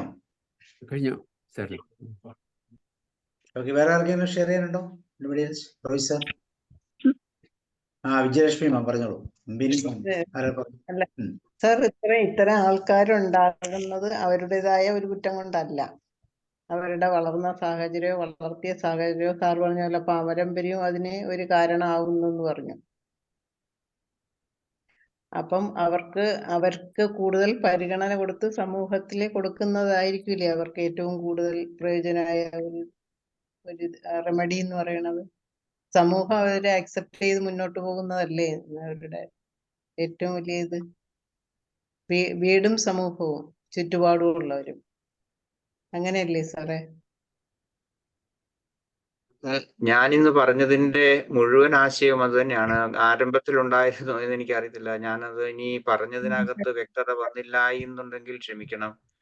ഞാൻ പറഞ്ഞത് ആരംഭത്തിലും ഞാൻ പറഞ്ഞിരുന്നു, ഇതൊരു നിരായുധീകരണം എന്ന് പറയുന്നത് ഒരു യുദ്ധത്തിന്റെ ഒരു മോഡിലേക്കല്ല പോകുന്നത്. തീർച്ചയായിട്ടും കരുണയും സ്വാനുഭാവവും കൂട്ടി അവരെ നമ്മൾ അവരെ കീഴ്പ്പെടുത്തുകയല്ല, അവരെ നമ്മളോട് ഒത്തു കൊണ്ടുപോകാൻ വേണ്ടി കുറെയൊക്കെ അവരെ മാറ്റിയെടുക്കുക എന്നുള്ള അർത്ഥത്തിലാണ് ഞാൻ പറഞ്ഞു വന്നത്. ഒരുപക്ഷെ എനിക്ക് അറിഞ്ഞുകൂടാ, ആരംഭത്തിൽ ഉണ്ടായിരുന്നെങ്കിൽ ആ പറഞ്ഞത് കേട്ട് കാണുമായിരിക്കും, അതുകൊണ്ടായിരിക്കും. പക്ഷെ ഒരിക്കലും അവരെ നിരാകരിക്കാനോ അവരോട് യുദ്ധം ചെയ്യാനോ അവരെ ഒറ്റപ്പെടുത്താനോ ഇതൊന്നും ഇതുവരെ ഞാൻ ഈ ക്ലാസ്സുകളിൽ ഞാൻ പറഞ്ഞിട്ടില്ല. പ്രത്യേകിച്ച് ഈ എൻ്റെ ഭാഷയിൽ അങ്ങനെ വന്നിട്ടില്ല എന്നാണ് എനിക്ക് തോന്നുന്നത്. ഇതിനു മുമ്പ് അറ്റൻഡ് ചെയ്തവർക്കറിയാം. പ്രത്യേകിച്ച് ഈ സാറങ്ങനെ പറഞ്ഞതല്ല, ഞാൻ അതിന്റെ ചുരുക്കം പറഞ്ഞതാണ്, അങ്ങനെയല്ലേ എന്ന്. ഓക്കെ ഓക്കെ വിജയമ്മ പറഞ്ഞത് വളരെ നല്ല കാര്യമാണ്. പക്ഷെ അത്രയും മഹാത്മാക്കളാണ് നമ്മൾ ഇന്നെങ്കിൽ പിന്നെ ഈ ലോകം എന്തായാലും അതാണല്ലോ വിഷയം. എന്താ പറഞ്ഞത് ബിനമാം? നല്ല ഒരു അവതരണമായിരുന്നു. അത് കാരണം തന്നെ മനസ്സിലാക്കാൻ പറ്റി എങ്ങനെ നമുക്ക് അതിനോട് ഒത്തുപോകാൻ പറ്റും എന്നുള്ളത്. അപ്പൊ ആ മെഡിറ്റേഷനും കൂടി ആകുമ്പോൾ ഇപ്പം സാറ് പറഞ്ഞ പോലെ തന്നെ നമുക്ക് അവരോട് എങ്ങനെ നല്ല രീതിയിൽ പെരുമാറി നമ്മളും അവരും ഒത്തുപോകാനുള്ള ഒരു സാഹചര്യം എങ്ങനെ ഉണ്ടാക്കാന്നുള്ളത് സാറ് വളരെ വ്യക്തമായി പറഞ്ഞു തന്നു. അത് എല്ലാവർക്കും മനസ്സിലാകുന്ന വിധത്തിൽ തന്നെയാണ് പറഞ്ഞു തന്നത് സാറേ. സന്തോഷമുണ്ട്, വളരെ നന്ദിയുണ്ട് രണ്ടുപേർക്കും. അവരുമായിട്ട് എങ്ങനെ താതാത്മ്യം പ്രാപിക്കാം, അല്ലെ? അവരുമായിട്ട് എങ്ങനെ താതാത്മ്യം പ്രാപിക്കാം? ഒരുപക്ഷെ നമ്മളിൽ തന്നെയായിരിക്കും കൂടുതൽ മാറ്റങ്ങൾ ഉൾക്കൊള്ളേണ്ടി വരുന്നത്. അതിന് നമ്മൾ സജ്ജരാകും. അതെ, മനസ്സിലാകാതിരിക്കുമ്പോൾ നമ്മൾ എങ്ങനെ അതിൽ നിന്ന് ഒഴിഞ്ഞു പോകണം എന്നാ നോക്കുക. പക്ഷെ അങ്ങനെയല്ലാതെ അവരെയും കൂടി ചേർത്ത് പിടിക്കാനുള്ളൊരു സംവിധാനമാണ് ഇപ്പൊ സാറ് പറഞ്ഞതെന്നാ മനസ്സിലായത്. സാധ്യമാകുന്നിടത്തോളം അല്ലേ? അവരിലേക്ക് ഇറങ്ങി വന്നിട്ട് ചെയ്യാം അല്ലേ സാർ? അതെ അതെ അതെ. നമ്മള് ട്രാൻസാക്ഷൻ അനാലിസിസിന്റെ ഭാഷയെ പറയുമ്പോൾ നമ്മൾ പറയും FC കൂട്ടണമെന്ന് പറയും. എന്നുവെച്ചാൽ ഫ്രീ ചൈൽഡ് അല്ലെങ്കിൽ നാച്ചുറൽ ചൈൽഡിനെ കൂട്ടി ഏത് സാഹചര്യങ്ങളെയും മാനേജ് ചെയ്യാൻ പറ്റുന്ന രീതിയിൽ ഫ്ലെക്സിബിൾ ആയിട്ട് നമ്മൾ മാറുക. അപ്പോൾ തീർച്ചയായിട്ടും ആ സൈഡിൽ ഒരു മാറ്റം ഉൾക്കൊള്ളാൻ സാധിക്കും. രവീന്ദ്രൻ സാർ, സുനിത മാം എന്തെങ്കിലും പറയാൻ വേണ്ടി പറയൂ. Snehalatha ma'am, Nasim ma'am, Sunitha, any here? Thank you sir. Antony സാറിന്റെ ക്ലാസ് വളരെ ഉപകാരപ്രദമാണ്.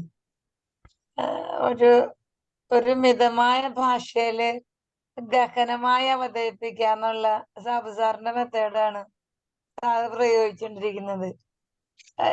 ഒരു ചാരിറ്റി വർക്ക് പോലെ, ഒരു സൂപ്പർ മെഡിറ്റേഷൻ. അപ്പൊ ഈ ക്ലാസ് കേൾക്കുന്നവരെ ഫിസിക്കലി, മെന്റലി, ഇമോഷണലി ഒരു വൈബും അവരൊരു ക്ലൻസിങ്ങും സാറ് ഈ ക്ലാസ്സിനോടൊപ്പം ചെയ്യുന്നെന്നുള്ളത് വലിയൊരു സൊസൈറ്റിക്ക് കൊടുക്കുന്ന ഒരു ധാർമ്മികതയാണ്, ഒരു ദാനാണെന്നാണ് എനിക്ക് ഫീൽ ചെയ്തത്. സാറത് അറിഞ്ഞാണ് നൽകുന്നത്, ഉള്ളീന്നാണ്. അപ്പൊ അത് ഒരു ഗ്രേസ് ആണ് സാറിനത് കിട്ടുന്നത്. അപ്പൊ അത് വാക്കുകൾക്ക് അതീതാണ്. ഒരു ചെറിയ വാക്കിൽ ഒതുക്കാൻ എനിക്ക് പറ്റുന്നില്ല. അപ്പൊ സാറിന് എല്ലാ നന്മകളും ഹൃദയത്തിന്റെ ഭാഷയില് അങ്ങ് തിരിച്ചു തരാണ്.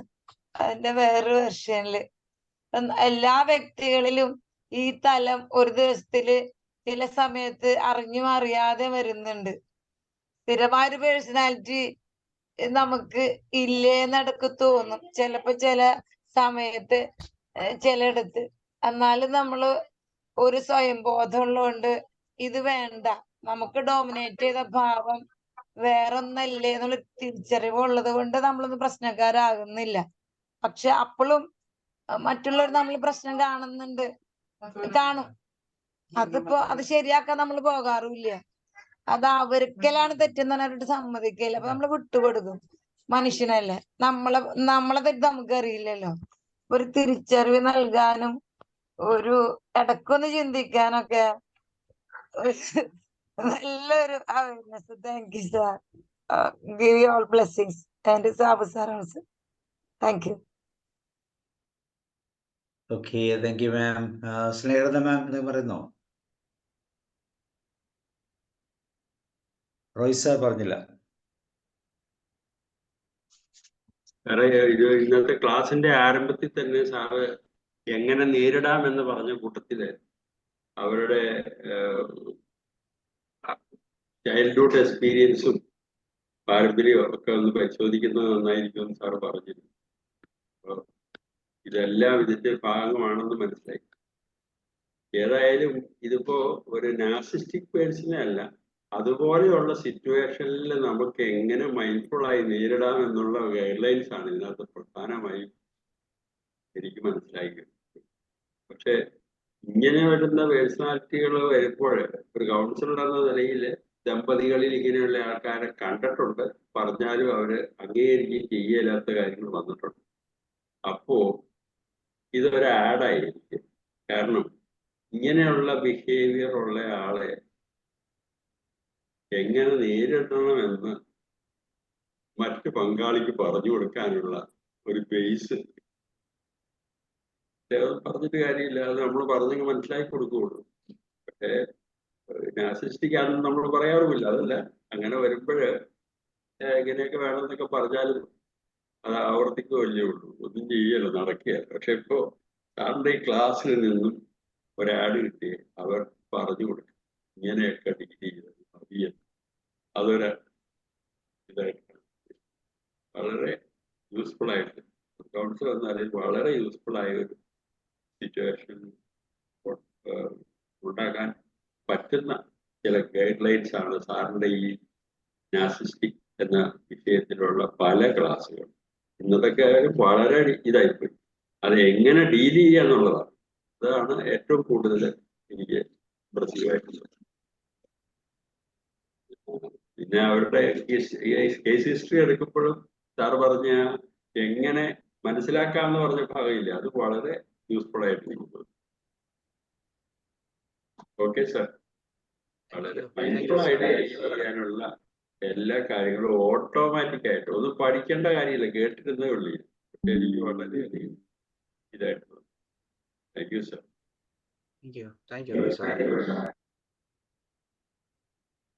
ഓക്കെ, വേറെ ആർക്കെങ്കിലും ഷെയർ ചെയ്യാനുണ്ടോ? വൈൻഡ് അപ്പ് ചെയ്യാം. നാർസിസ്റ്റിക് എന്ന് പറയുന്ന സത്യത്തിൽ എത്ര ബുദ്ധിമുട്ടുണ്ടാക്കുന്ന ആ ഒരു മാനുഷിക വ്യക്തിത്വ പ്രശ്നമാണല്ലേ. അപ്പൊ അതിനെ മൈൻഡ്ഫുൾനെസ്സിലൂടെ മാനേജ് ചെയ്യാനുള്ള ഈ സെഷൻസ് എപ്പോഴും ഒത്തിരി പേർക്ക് ഗുണകരമാണ്. ഒത്തിരി പേര് നമ്മൾ ഷെയർ ചെയ്തിട്ടുണ്ട് നമ്മുടെ പ്രോഗ്രാം. എനിക്ക് തോന്നുന്നു എല്ലാ നമ്മുടെ റെക്കോർഡഡ് വീഡിയോസും നല്ലോണം ആളുകൾ അത് യൂസ് ചെയ്യുന്നുണ്ട്. അപ്പോൾ അതിന് ആന്റണി സാറിന് ഒരിക്കൽ കൂടി നന്ദിയും സ്നേഹം അറിയിക്കുകയാണ്. ഓക്കെ, വേറെ ആർക്കൊന്നും ഷെയർ ചെയ്യാനില്ല എന്ന് വിചാരിക്കാം. അങ്ങനെയാണ് നമുക്ക് വൈൻഡപ്പ് ചെയ്യാം. So thank U. ഇതിനു മുമ്പേ സാറ് ഈ എനിയോഗ്രാമിനകത്ത് പെർഫെക്റ്റ്നെസ് ഉള്ള ചില വ്യക്തികളുണ്ടല്ലോ, അവരെ എങ്ങനെ ഡീൽ ചെയ്യാമെന്ന് ഞാൻ ഒരു പ്രാവശ്യം സാബു സാറിനോട് ചോദിച്ചിട്ടുണ്ട് നേരത്തെ. അപ്പോ ആ സാറ് പറഞ്ഞ ആ ഗൈഡ് ലൈൻസും ഒക്കെ ഈ പറഞ്ഞ പോലെയാ. ചില സിറ്റുവേഷൻ വരുമ്പോൾ ഇത് വളരെ യൂസ്ഫുൾ ആയിട്ട് പല പ്രാവശ്യമായിട്ട് ക്ലാസ്സിൽ ഇത് കേട്ടുപോയെങ്കിലും ആ ഒത്തിരി കാര്യങ്ങൾ ഓട്ടോമാറ്റിക് ആയിട്ട് നമ്മുടെ ഇതിൽ പ്രാക്ടിക്കലായിട്ട് വന്നു ലൈഫിലും ഒക്കെ വളരെ ഇതായി. അപ്പൊ നമ്മൾ എനിയോഗ്രാമിനകത്ത് കാണുന്ന ചില കാര്യങ്ങളുണ്ട്, പെർഫെക്റ്റ്നെസ്, എല്ലാം പെർഫെക്റ്റ് ആയിരിക്കണം എന്നുള്ള രീതിയിലുള്ള ചില ബിഹേവിയർ വരുന്ന ഒരു നാർസിസ്റ്റിക് ബിഹേവിയർ ആയിട്ട് തോന്നും. ചില സമയത്ത് മനുഷ്യസഹജമല്ലാത്ത ഒരു ഇതായിട്ട് തോന്നും. ചിലപ്പോൾ തെറ്റൊക്കെ പറ്റാമല്ലോ, അപ്പോഴൊക്കെ പ്രൊവോക്കേറ്റീവ് ആവുന്ന ചില ആൾക്കാരുണ്ട്. അതും ഈ നാർസിസ്റ്റിക്കിന്റെ ഒരു ഭാഗമാണ് എന്ന് ഞാൻ മനസ്സിലാക്കും. Okay sir. ഓക്കെ, അപ്പോൾ താങ്ക് യു. ആർക്കും ഷെയർ ചെയ്യില്ലെന്ന് തോന്നുന്നു. So thank you sir once again. Okay. Okay, sir. Thank you and good night. Thank See you. Okay then. Have a nice evening and good night. Yeah. Thank you. Bye bye. Thank you, Bye. sir.